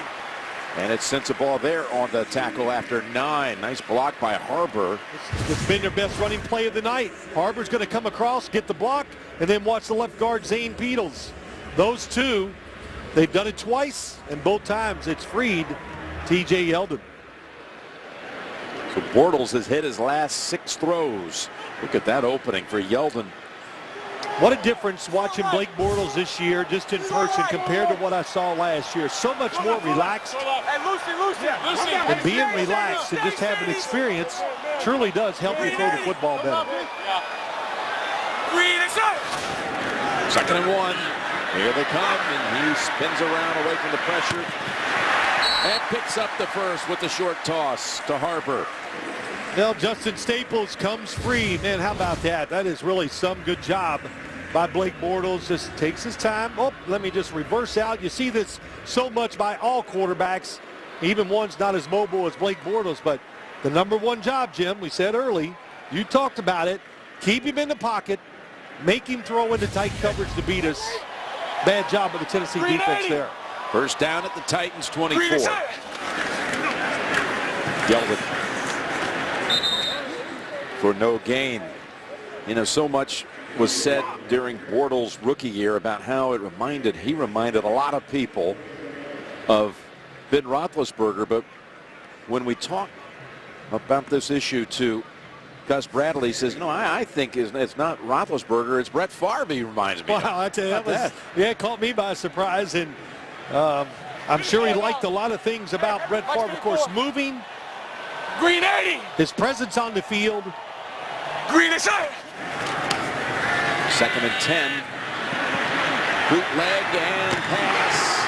It is a catch by Robinson right on the sideline for 18. They run these routes a lot. Of course, when you got a mobile quarterback, you want to get him outside. Robinson got both hands underneath the football. That's a catch. Well, that was a good job by Blake Bortles, too. He looked at 2 other receivers before he looked at Robinson. Green 80. They recovered. Small window, but he got it in there. No challenge flag. 1st and goal. And Robinson darts ahead to the 2. Boy, that was a power run inside. I'll tell you, A.J. Cann, the rookie right guard, gets a little movement on Daquan Jones, and the small running back used that speed to create power. They changed the pace of it here. They go hurry up. 2nd and goal, and Robinson. And the collision about a yard beyond the line of scrimmage. Woodyard the first to get to him. Yep, Woodyard and Williamson, the 2 linebackers. We've talked about them. They're always in there. They play just about every single play. And you know, they got down in the late 2nd quarter inside the 10. They ran it a couple of times, and things went wrong, and they've run it the first 2 times here, getting it close, but 2 yards out, 3rd and goal. Robinson at the top, to the ground again. And it's Denard Robinson, and the crowd's not happy with that call. They should be unhappy. Just not enough deception. We're talking about this defensive front. And Arakpo, 98, gets inside. He's just too fast for Mercedes Lewis, and he gets to tackle in the backfield. So when you get inside to be a good red zone offense, Jim, of course you need players. But you need to be deceptive, move people, stack the wide receivers, make it hard on the defense. Hard to just get in there and try to run it over Tennessee's defensive front. Well, you see Arakpo for the 2nd time on this drive. He's down on the field. And before Myers attempts a field goal, while they look after Arakpo, we'll step aside. Thursday Night Football is brought to you by Pepsi, the official soft drink of the NFL. And by K Jewelers. Every kiss begins with K. So Arakpo headed over to the sideline, to the bench. He got hit in the ribs by his own teammate. He got a field goal try 20 yards out. Jason Myers for the third time tonight. Well, you got a mobile quarterback. You're loaded at wide receiver. You got tight ends, and got to second guess some of the play calling down inside the 10. Look at this shot to Arakpo's stomach. First lead of the night for the Jags. Well, just like Tennessee opening the game, the start of the second half begins with a Jacksonville drive that took a lot of time. 6 minutes, 50 seconds. And like the Titans, all they got out of that was a field goal.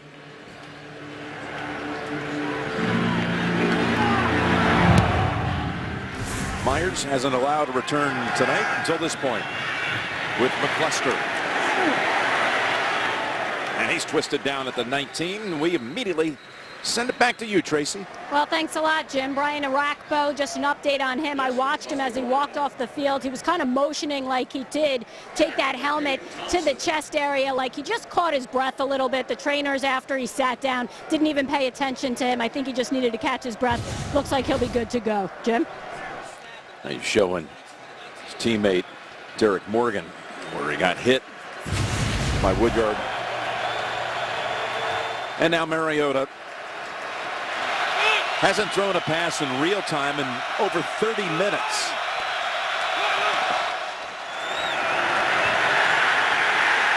And down he goes at the 11.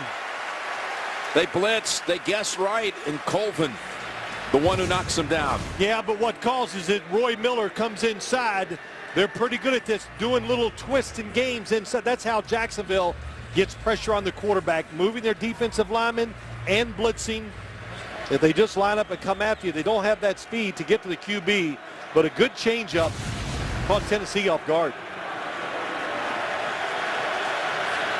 Sets him back 7 yards.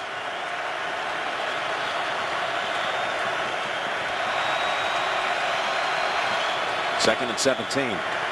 Quick toss, McCluster. Got a good block up ahead. Some hit just across the 20.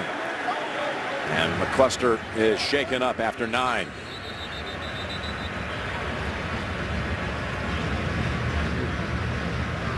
Little blocking down the field, screen to McCluster, took a big hit. And the block up ahead was by Walker, but the concern now is what happened to McCluster.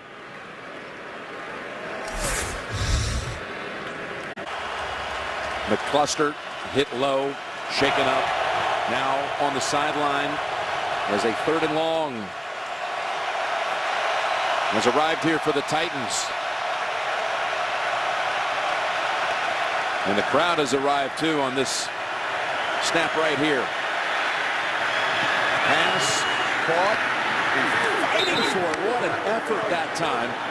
That's Fasano, and they give him the spot for the first down. Well, they draw the shoot play, Jim. In other words, sprint the quarterback to the right, and Fasano comes all the way across the field. This is going to be close.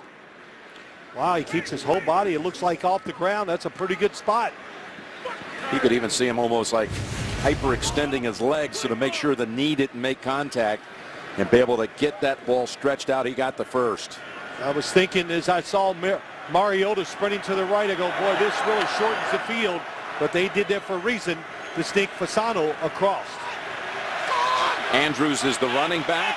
McCluster, of course, shaken up. We've seen some of David Cobb. Bishop Sankey, by the way, inactive tonight. Good time to throw here for Mariota. And that draws a flag on the secondary of Jacksonville.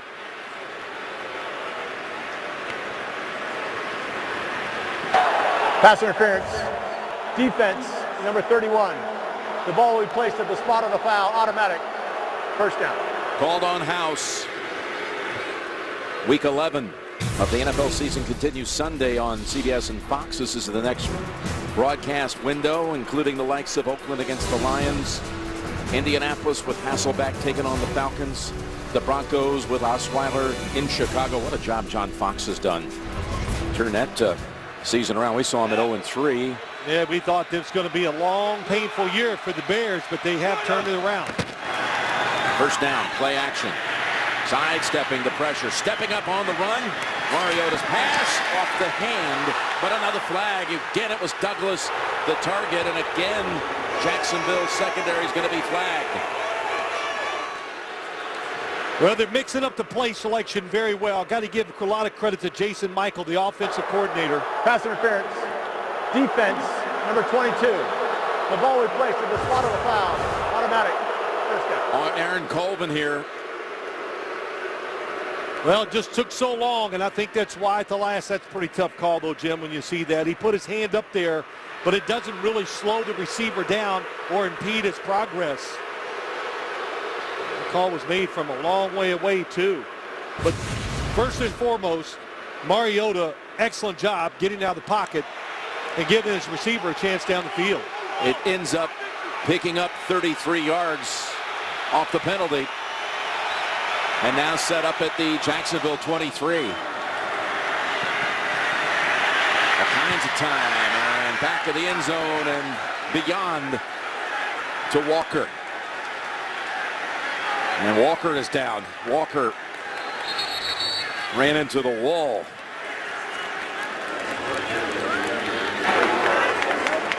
Well, it was a play they ran earlier where they hit Delaney Walker. And this time, Jacksonville all over it. But the concern here is what kind of impact did Walker have? Well, first he landed on the area off the grass field. Not really any major contact with the wall. But that was a vicious hit for his head. He hit the ground. This drive really aided by all these penalties on the secondary. This is the deepest that Tennessee has advanced on the night. They're at the 23. Now, they did not once last week run a play inside the 20 of Carolina. Never got in the red zone. Their one touchdown was from outside the 20 by McCluster. We got, again, a stoppage of play here. See, Walker is back in the game. See him on the left side of the line. Yeah, I think they might make him leave since when, Gus Bradley was telling the officials, you are hurt, they stop play for you. You have to sit out one play or they got to use a timeout to get you back in the game. Last play, he must sit out at least one play. So Walker, while we were away, he may have seen it. He was just about to get to his feet, and he walked as if he was unaffected, but he has to sit out a play. So that's right. Malarkey cannot reinsert him. Yeah, what I'm saying is Gus Bradley, I think, is the one that was trying to get the officials' attention to let him know he shouldn't have been in the game. 2nd and 10.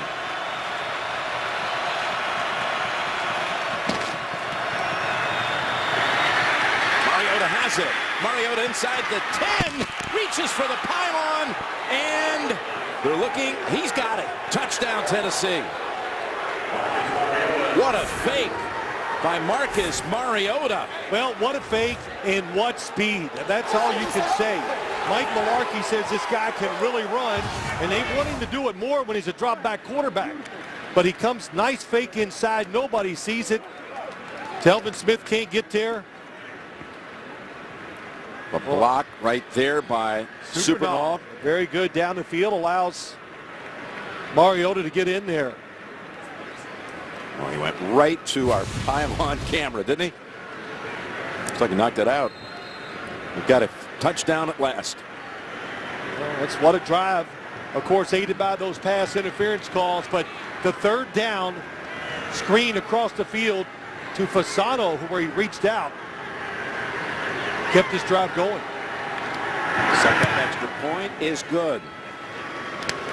Mariota with the longest run of his rookie season results in a touchdown, and the Titans are back on top. Thursday Night Football is brought to you by the all-new Mazda CX-3. Mazda, driving matters.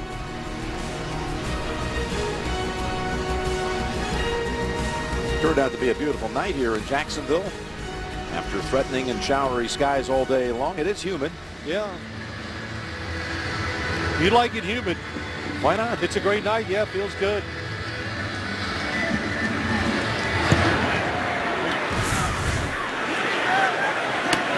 All right, Bortles and company will be back operating at the 20. That was not only the longest run by Mariota this rookie season, 23 yards. It's the longest touchdown run by any quarterback this year in the league. That's amazing. Wouldn't have thought that, you know, with all the guys that can run in this league now. But I look back at that drive, the third down conversion, the 2 pass interference calls, Jim. You know, Jacksonville puts a lot of pressure on their corners. They play the same style defense that the Seattle Seahawks do. They got great corners out there and a pass rush. Not quite the same here in Jacksonville. Green 80. Green is up. Bortles. Pass, and he's got Burns now with his second catch of the night. Let's go over to Tracy. Jim, an update on Titans running back Dexter McCluster. I was right there when he landed on that right knee. He grabbed it immediately. He's on the sideline, tried to do some running. I was told his return is questionable, but I would be very surprised if he goes back in there, Jim. All right, thanks, Tracy. And he's still working it over there. Yeah. How about you? Your longest touchdown run of your career? I think it was like 83. I'm not sure. No, actually, it's 83 off of 100. It was 17. It was 17. Okay. Well, I knew there was something in there. I just took a wild guess. Felt like 100. Or, you know, that's right. Right, my rookie year. 83. Second down pass, complete to Yeldon for the first.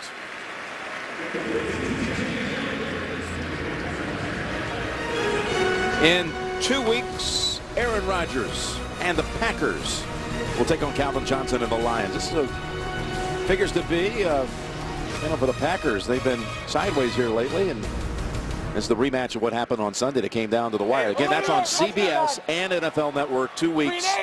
Green Bay at Detroit. Green is up. First down run, Yeldon.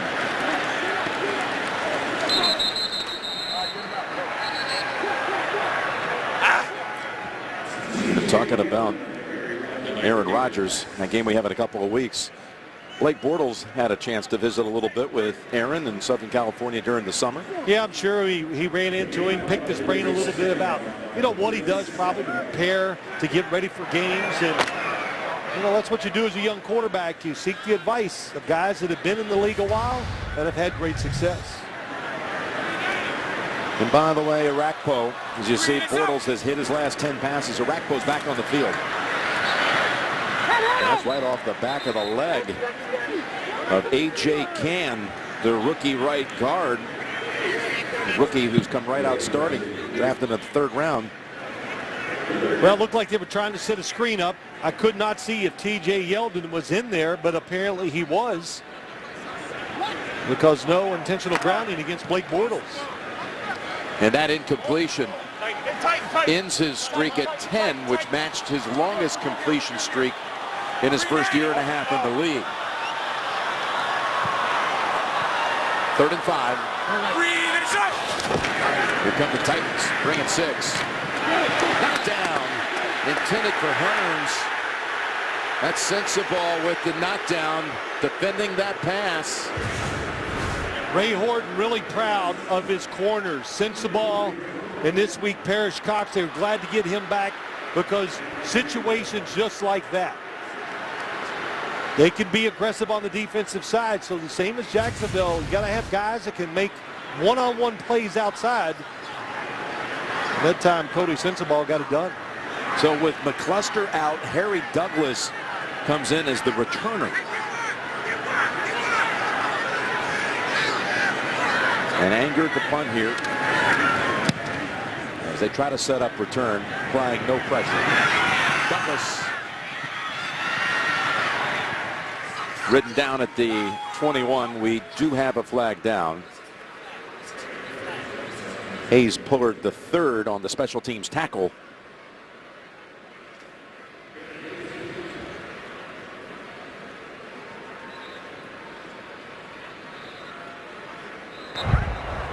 During the kick, holding, return team number 89. That's a 10-yard penalty. First down.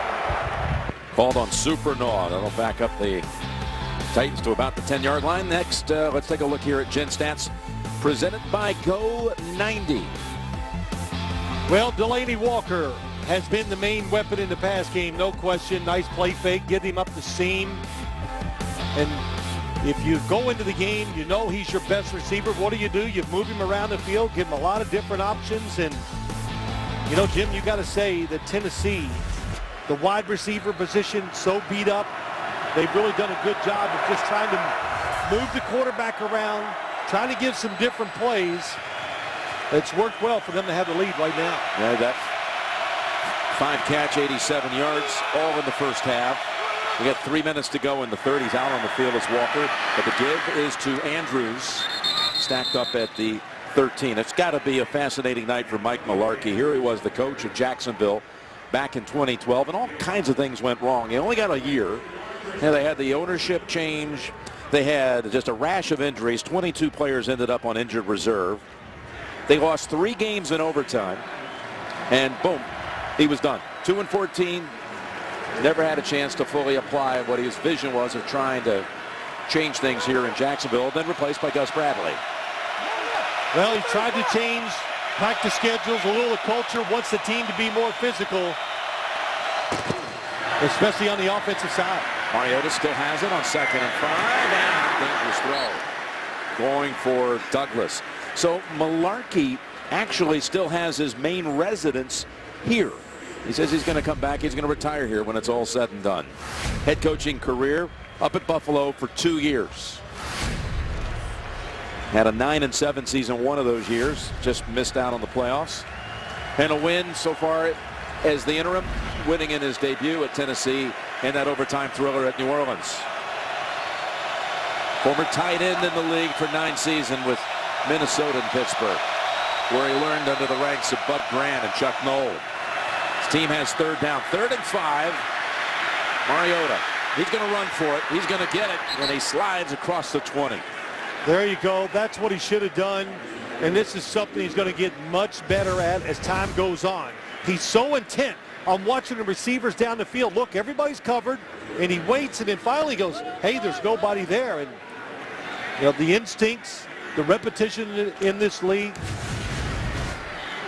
It's a big first down. I mean, this drive, back at the 8-yard line, it began after the penalty on the special teams. Like I said, this coaching staff, they'd like to see him take off and run more on these passing downs, just like he did that time. To Andrews for 3. And Tracy, down to you. Jim, after that last offensive drive, Blake Bortles ran directly into the locker room. That's where he remains. It could just be a bathroom break. I don't know yet. I haven't gotten any information. But Chad Henne is on the sideline right now warming up, Jim. Well, Chad Henne, who's been the backup here for a number of years since coming over from Miami, actually back in 2012, his 4th year here.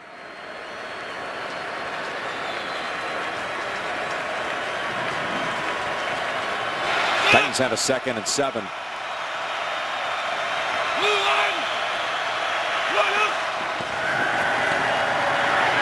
With 12 for the first down. And that is Supernaw, Philip Supernaw. Yeah, that was a good shot. They moved Delaney Walker across the field, and just Mariota, how quick, just watch how quick he could get rid of the football. I mean, it might be one of the most compact motions in the NFL. And that's his first catch of the season. Final 30 seconds of quarter 3.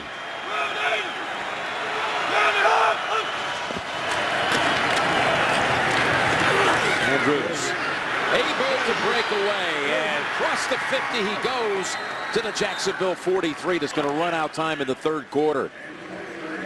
Well, they've stayed patient. And that run, Joe Looney, the left guard, comes around, gets a good block, and staying patient with the run, starting to pay off. Now that's a 26-yard run. 13-9 Tennessee after 3 quarters in Jacksonville. Tonight's Next Gen Stats are brought to you by Go 90. Watch the NFL on the go with Go 90. Go 90 to watch, cut, and share all the awesome. Jim Nance, Phil Simms, Tracy Wolfson, Lance Barrow, Mike Arnold, and the crew on hand here. Thursday Night Football, fourth quarter about to commence. 13-9 lead Titans. It's down from the Jacksonville side of the field, and they'll take whatever they can get. And they implore Fowler to get up. You weren't touched. So the fullback gets hold of it. His third catch of the season, goes for 3. Well, what we've seen from Tennessee, just what they told us they were going to do. We started the broadcast out. Their first and foremost thought to make sure that their quarterback didn't take a beating down here tonight. Worried about their offensive line. But they've moved me around. The play calling has been very good. It's Andrews. Give him another 4. Can't imagine McCluster limping around like that. We're going to see any more from him tonight. So Andrews is up to 62 yards on 10 carries. In fact, he's hitched his own ride here. Well, I thought he would have a big key to this game tonight, Jim. Look what he's done this year. Crowd gets a little into it here at 3rd and 4, urging the defense to get this Tennessee team off the field. Again, keeping it. Mariota, can he beat him again on the run? No, a good piece of tackling. Cyprian comes up. It's a 3-yard gain, forcing 4th down. Well, Cyprian, very good. He's very aggressive, good safety, can make tackles. Here's the question, though, right here, 4th down and short, about 2 yards. Mike Mularkey looks like he's going to go for it. Did you see the block by Walker on Posluszny? Yep, turned around, got him. Look at this. 4th and 2, they're going to go for it here from the 35. Decide not to go with the 53-yard field goal attempt.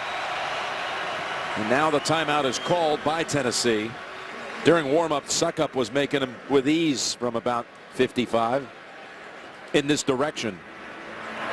Now Bortles is coming back out.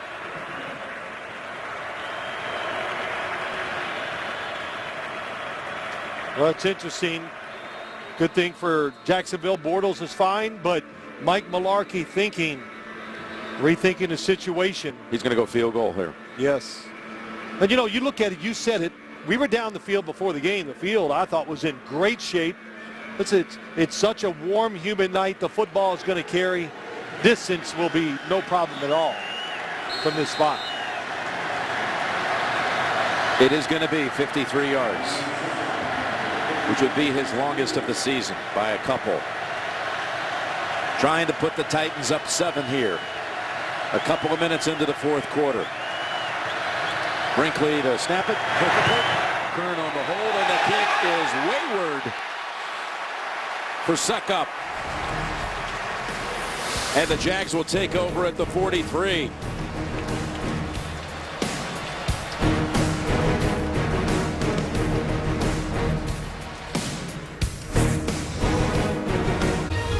Thursday Night Football is brought to you by Tostitos Chips and Dips. Bring the party. And by Bose. Music deserves Bose. Hey, a nod to Coach Wiley of Raines High School here in Jacksonville. His Vikings are ranked #1 in the state. And they play crosstown rival Bowles High School tomorrow night in the 2nd round of the state playoffs. Bortles is back in action. Marquise Lee is at the near side. He has not been targeted tonight. There's a quick pass to Robinson for 9, almost 10. Let's get the report on what was the deal with Bortles. Tracy? It looks as though Blake Bortles was dealing with dehydration. That's why he spent a good amount of that drive in the locker room, most likely getting an IV, but he is back out here, as you can see, good to go, Jim. Okay. That pass puts him over 200 for the night. Now he has a streak going. He has thrown for at least 1 touchdown every game this season. And over the last 5 games, he's had at least 2 touchdown passes. Every single game. And so far, only 3 field goals for the Jags as Bortles gets crushed by a couple of Titans back at the 48, including Casey. Well, what they do, Tennessee, they love the blitz. Here it comes this time around the side. It comes free, makes Blake Bortles step up. Zach Brown gets the pressure. When the quarterback moves, offensive line not ready for it. That's why he took the sack. Third sack of the game by the Tennessee defense. Green 80. Hey, Fitz. Casey in on that last play. There he is. He's always had good success against Jacksonville. 2nd and 14. And with the blitz, he unloads. And what a catch. My goodness, how did Robinson, between two defenders, come down with it? Between Cox and Griffin. And the Jags suddenly are deep after 28 yards here. Well, a couple things. First off, what a throw by Blake Bortles. He is under big pressure. It was another blitz. The outside guy came completely free. And what did he do? You got a big receiver. Give him a chance with the throw in the air. And you said it, Robinson, great job of coming down with it. That's what he does, Jim. Yeah, he makes those contested catches like that. He's a big-time talent. He's got 3 catches tonight that have gone over 20 yards, 5 overall. He's over 100 for the night. And here's Bortles. Play action, looking.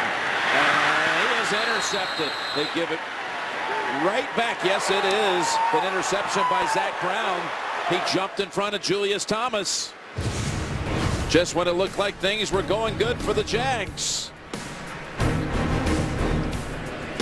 Zach Brown with his 2nd pick of the season. Tonight's Skycam is being presented by Mazda. The Titans with their 2nd takeaway of the night. Well, the coverage was outstanding.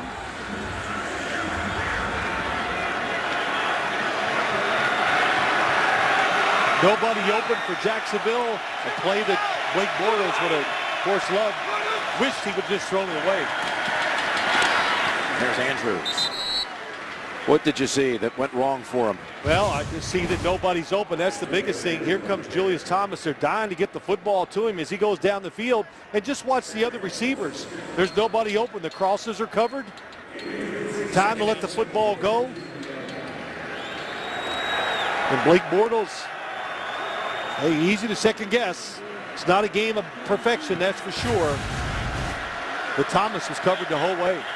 Yeah, he and Bortles still trying to develop that chemistry, with Thomas missing a lot of action early in the season with a hand injury. 2nd and 7. That's Andrews going to set up a 3rd and 1. But a flag is out.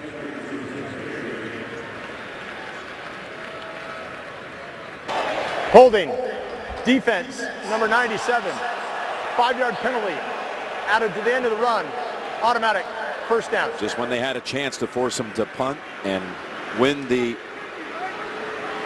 field position battle, this number of penalties stacking up on the defense. The series premiere of the timeline, the moment Brett Favre walked away, and the story behind his return to Green Bay. The Timeline, a new NFL Network original series, premieres December 3rd, only on NFL Network. 5 penalties on the Jacksonville defense, 8 overall.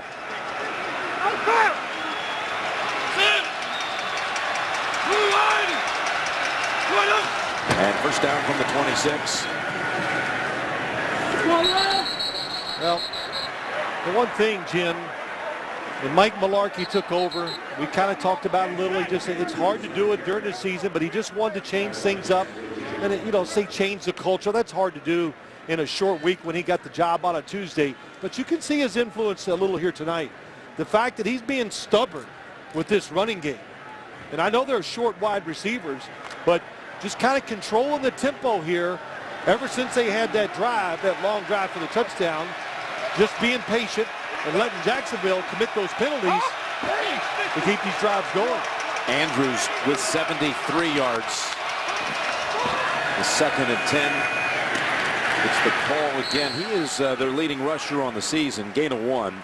But he's their leading rusher, and that puts him 43rd overall in the league in rushing. Give you an idea how anemic the running game's been. Yeah, it's been tough. The offensive line, that's the first thing, too. Mike Mularkey, when he came in, he had to switch the offensive line around, and, of course, that takes time to coordination, to trust each other.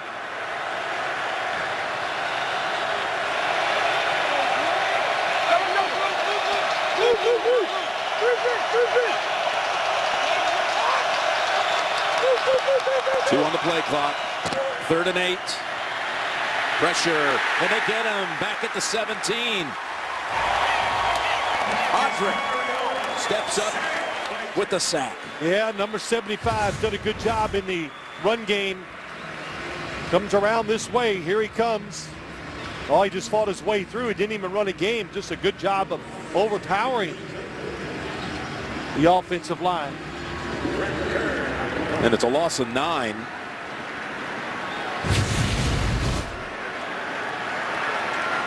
Kern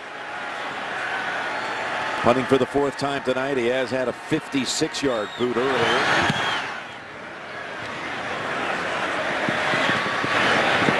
This one going out of bounds.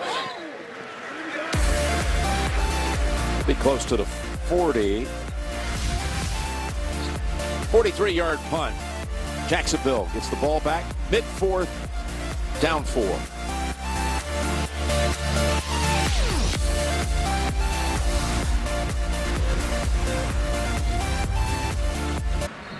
Well, Jacksonville taking over at the 39. Well, it's a big drive. It's a big situation for this Jacksonville team. This is a game they cannot afford to lose. Being where they are, a beat-up Tennessee group in certain positions, got to find a way to score. Under pressure, unloads it as Bass was bearing down on him.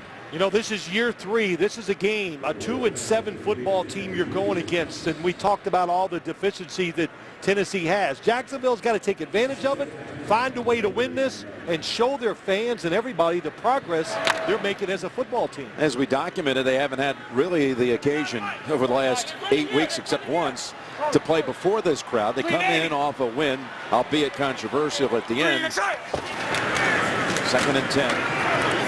Trying to finally put a little something together because they haven't had these back-to-back win streaks in a couple of years. Trying to say, hey, we're relevant in the AFC South. Well, this is their chance. I mean, they can win this game. I think we talked about that they win this game, they could be tied Sunday night. By the end of the weekend. But think of the other side. How about Mike Mularkey? If his Tennessee Titans can win this game, what they've done the last 3 weeks. Coming in here. 380. Beat New Orleans a couple of weeks ago. Away from home. 3rd and 9. No chance for Bortles. Not a chance at all. Williamson, Morgan, and a whole brigade of Titans. Well, it's the blitz, and this is what Tennessee really does well. They come inside, and it's just too much. Nobody comes open fast. TJ Yeldon does a great job. But when you look at it, Williamson just too quick for the center, gets around him and gets the sack.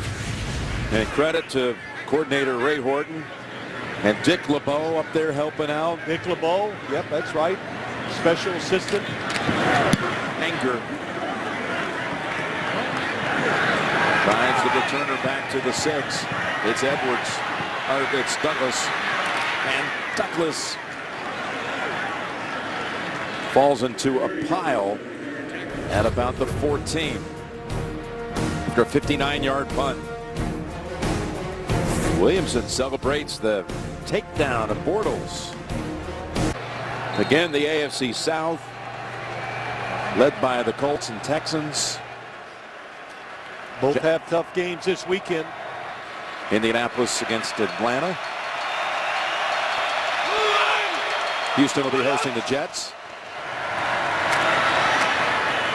And Andrews gets the handle for 4. After the postgame, he was a quarterback's worst nightmare, becoming the only player to win 5 Super Bowls. A football life, Charles Haley, tonight after the postgame, only on NFL Network. When we visited with Mike Mularkey and we talked about the division, he said, hey, we're right in the thick of it. That's how he looked at it. Hard to imagine a coach through week 10 at 2-7 But they are 2 games back. If they could pull this one off tonight, who knows? Takedown. Telvin Smith. What a job by Telvin Smith. The good fake by Mariota, but Smith this time not getting fooled. And watch how he makes the tackle. He gets both arms wide, wraps around the runner. That's the one thing you notice about these linebackers. They can tackle like that. All that positive talk by Malarkey, something he really got from being around Chuck Noll. That's right, which kind of surprised me. He said Chuck Noll was a guy that always gave you courage. Even when things were down, he could very positive, and he's kind of used it in his coaching career.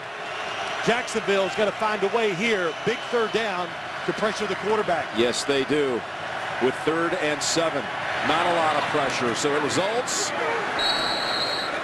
in a pass play about a foot short of the first. Walker looked like when he caught it, he would get it, but 2 Jags converged on him.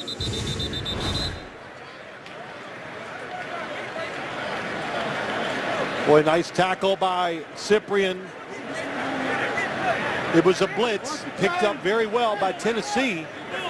His body might have had enough for the first down, but not the football. All right, good mark.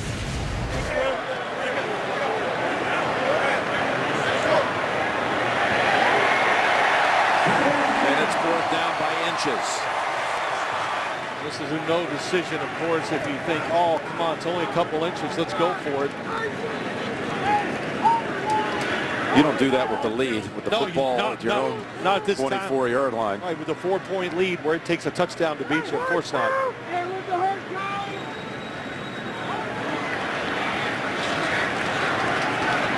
That's Green waiting to get his chance. He's been waiting for nearly a couple of months on IR, designated to return, which occurred this week. Jacksonville will be getting the football back with all 3 timeouts. Well, if they can get this and somehow score, they'll look back on that series about the defense and go, the tackling, the form is what got this football back for them so quick.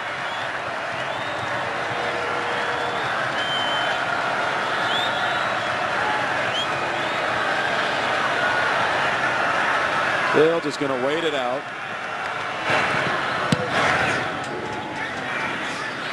Not his best punt of the night. Green gallops ahead inside the 50 and to the 30, down the sidelines. Run tight there, and the Jags are set up inside the 10-yard line.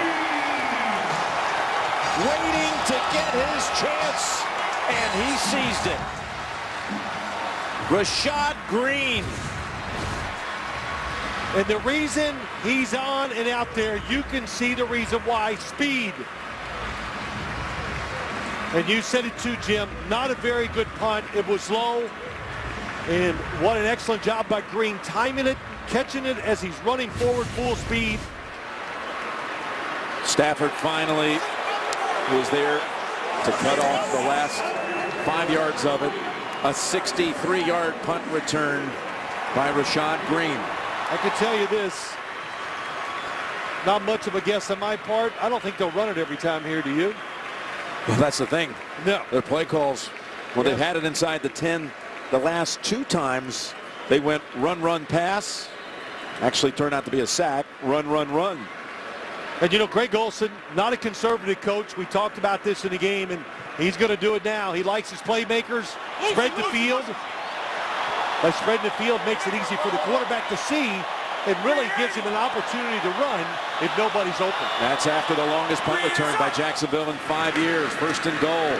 Porter. Touchdown, Jacksonville. Julius Thomas. Well, he caught just about every single pass in practice when they were inside the 15-yard line yesterday. And finally, it was a blitz by Tennessee in the one-on-one coverage. This is why they went out and signed him. In this part of the field, down this deep, boy, did he make a living, teaming up with Peyton Manning for a couple of years. Well, you saw the blitzers. They were free, but it didn't matter. That time, Jacksonville had the right play call. That's tough. Derek Morgan, the outside linebacker, trying to cover Julius Thomas. Extra point now, which is going to be crucial to make it a 3-point margin. He's missed 3 this year, but this one's good by Myers. And now Bortles continues his streak. It was all set up by this young man out of Florida State, Rashad Green, but Bortles has now thrown a touchdown in the 10th game this year, every game he's played. Yeah, really just got to give Green a lot of credit for the fact that he timed it so well. There's Julius Thomas, make contact, turn, nice throw by Bortles. Doesn't get any easier than that for a quarterback. His second touchdown catch as a member of the Jaguars. Julius Thomas, the former basketball player at Portland State. Well, they really need him to come around and get back into the flow of this football team. That's what they're hoping, because when you get inside, we see it with a lot of teams. New England, the greatest example of all, a big tight end down inside against linebackers or safeties, no matter what. They're just great matchups.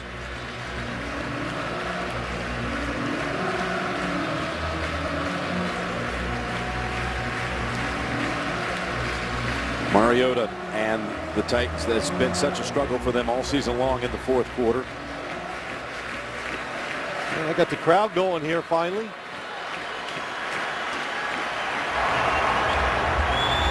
And Mariota lead him back. This is a team that's produced only 24 fourth quarter points the whole year. Tennessee, the lowest in the league. This kick's on the ground. And it jumps right over the head of Andrews. And up against the back pylon for a touchback.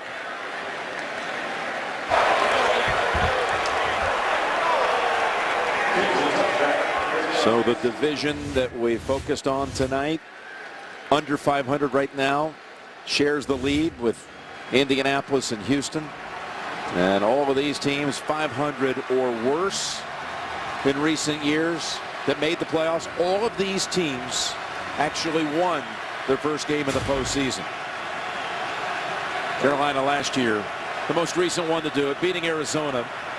The old saying, just find a way to get in.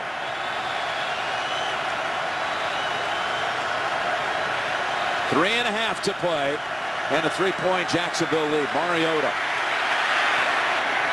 Supernova is there, breaks the tackle, and the ball comes out. He lost it on contact. And this is part of the Tennessee story this year. They've turned it over more in the fourth than any other team, 9 times. It definitely was a fumble. Make it 10.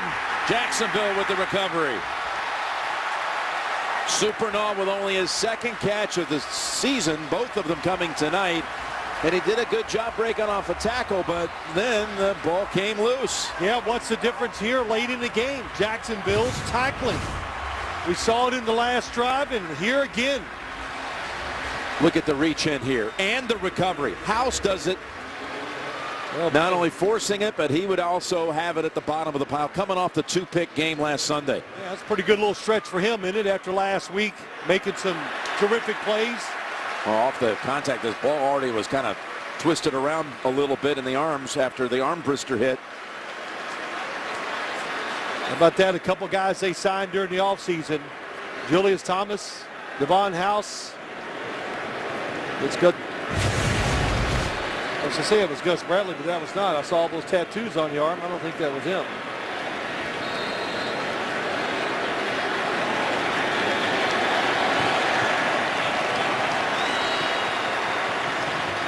.319 to play. Tennessee with 2 timeouts. Jacksonville at the 28. Yeldon skipping around and collecting about another 3 yards for Yeldon. It's up to 54 on the night. Yeah, fourth quarter is actually now -9 for the year. Well, when you're 2-7. No, man, still -8 because they actually did get the interception earlier in this quarter. So they're -8 for the year in the fourth quarter. 10 times they've turned it over. Well, you know, Jim, that stat, you look at it, they play from behind a lot. You take chances, things like that. that's just one of the reasons why they've had so many turnovers in the fourth. Fake to Yeldon and then running out with it and giving it up. That's Hearns.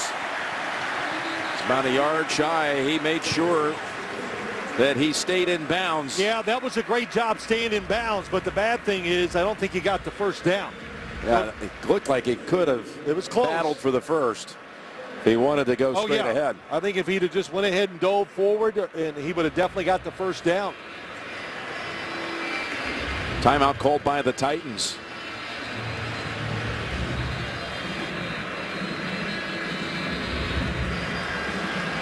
This kind of goes to show you always use the timeout sometimes in the first half. But in the second half, you got to protect them like gold. They used it to decide whether to kick the field goal or go for it. Well, he had to make a decision right there, didn't he, Hearns? If he wanted to go for the marker, he probably would have made it. And he went with the, let's keep it in the field of play, but it's third and 1, third and a foot. Alu is the fullback. And Tennessee thinks they've stopped him. And it looks like the side judge agrees. Yeldon for no gain. Boy, he thought for sure when you watched it, the big defensive tackle goes up in there.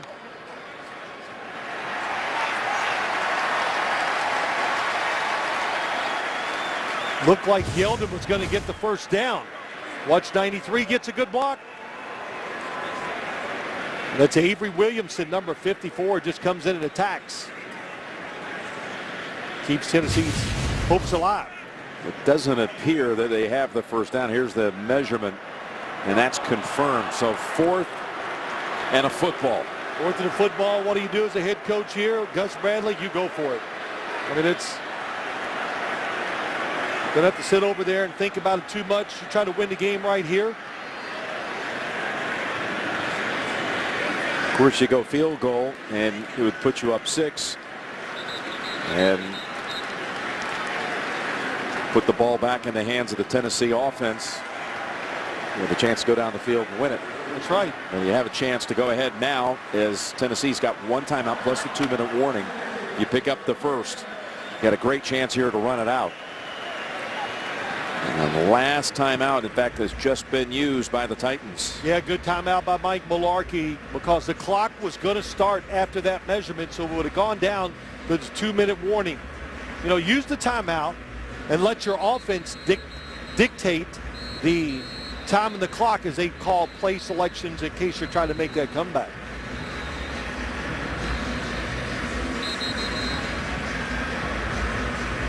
Just a reminder, coming up next is the Mazda postgame show, interviews and analysis of tonight's game.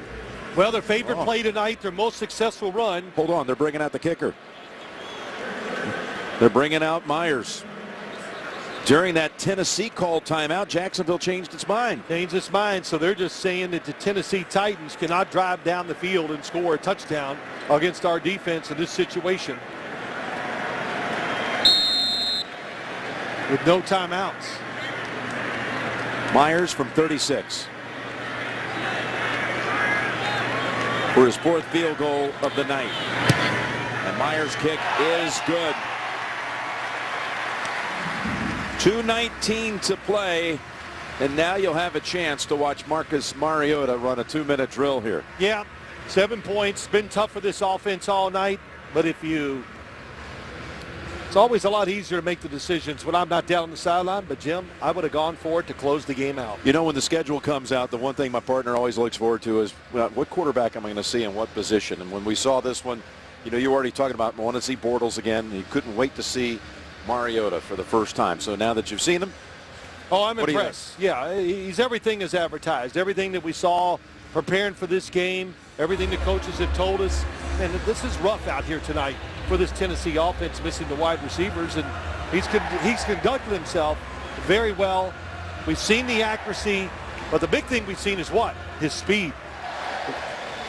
And he's going to make that a bigger part of his game as he goes along here.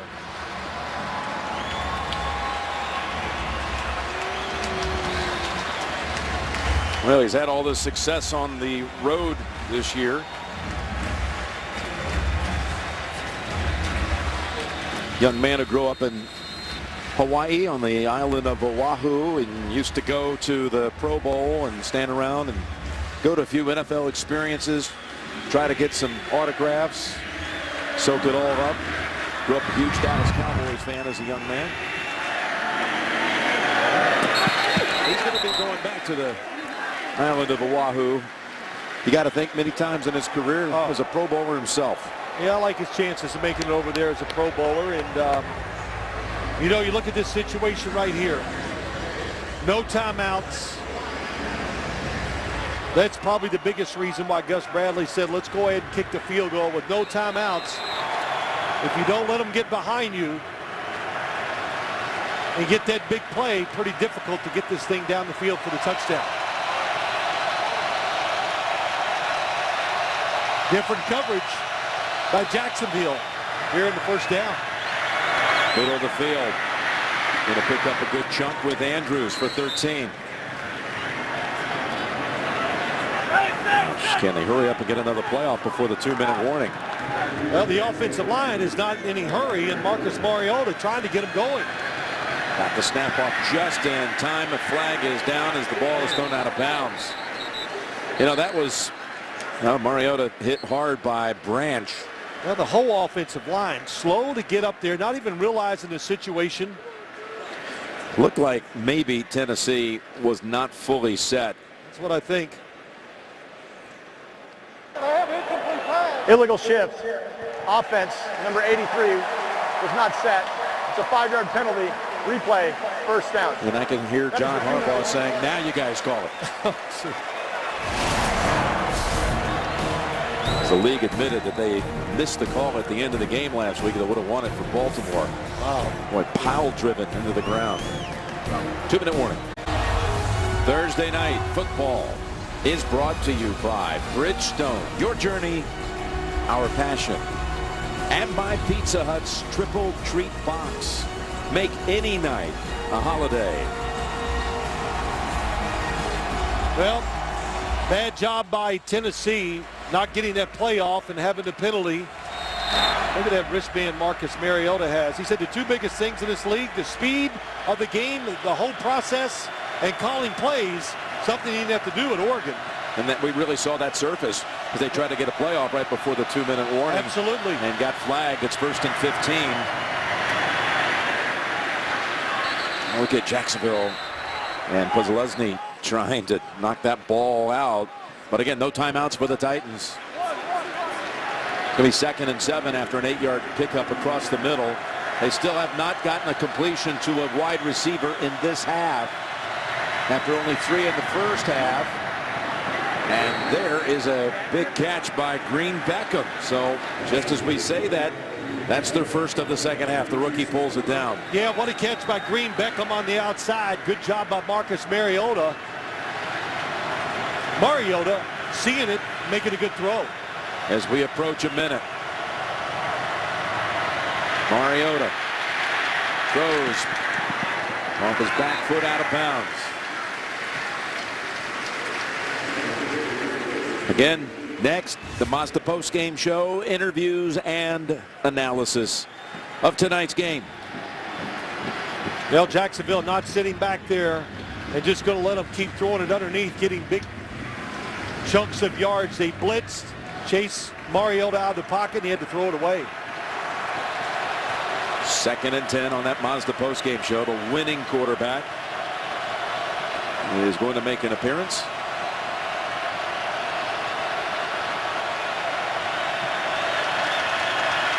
Mariota in trouble, able to flip it at the last moment to Andrews, and he's swallowed up by Telvin Smith.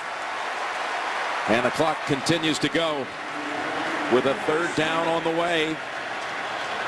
Obvious passing situations. This offensive line struggles to protect Mariota. 3rd and 7. And that's good for the first down to Walker. Got to spike the football, save the time. Gain of 8, ball at the 40. And there's the spike.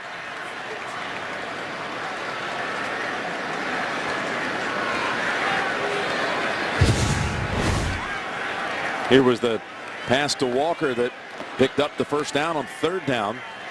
Man, nice job of holding on the football. How fast can Telvin Smith get to position to make the tackles?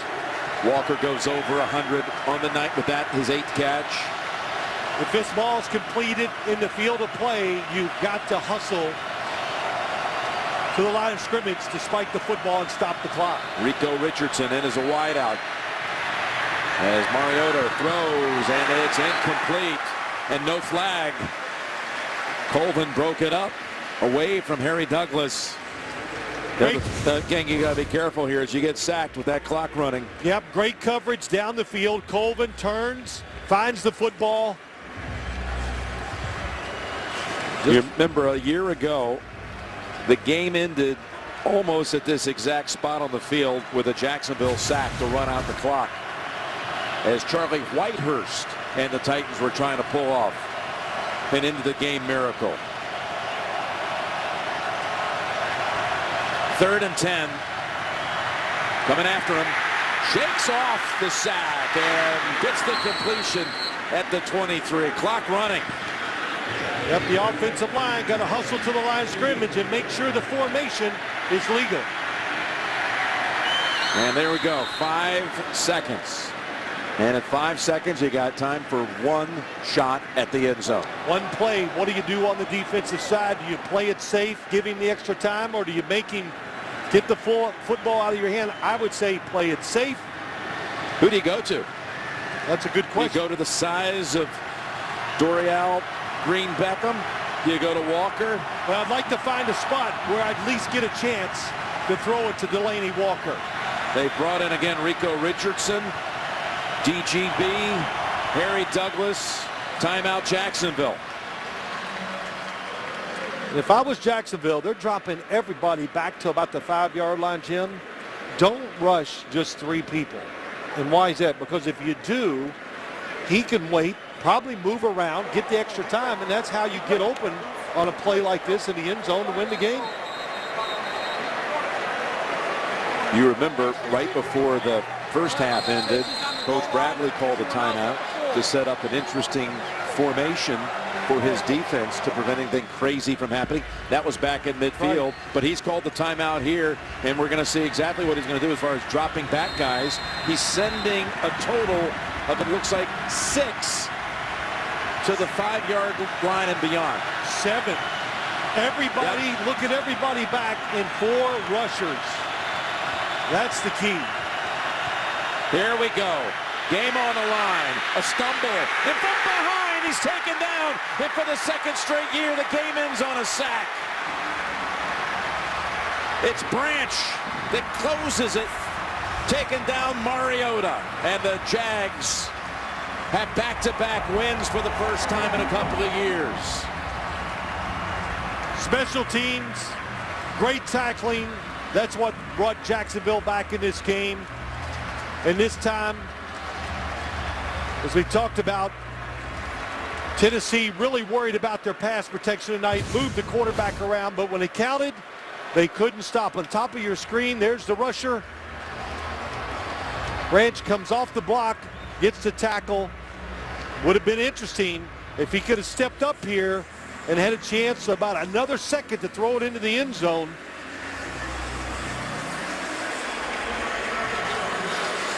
Go ahead, you sit there and watch it.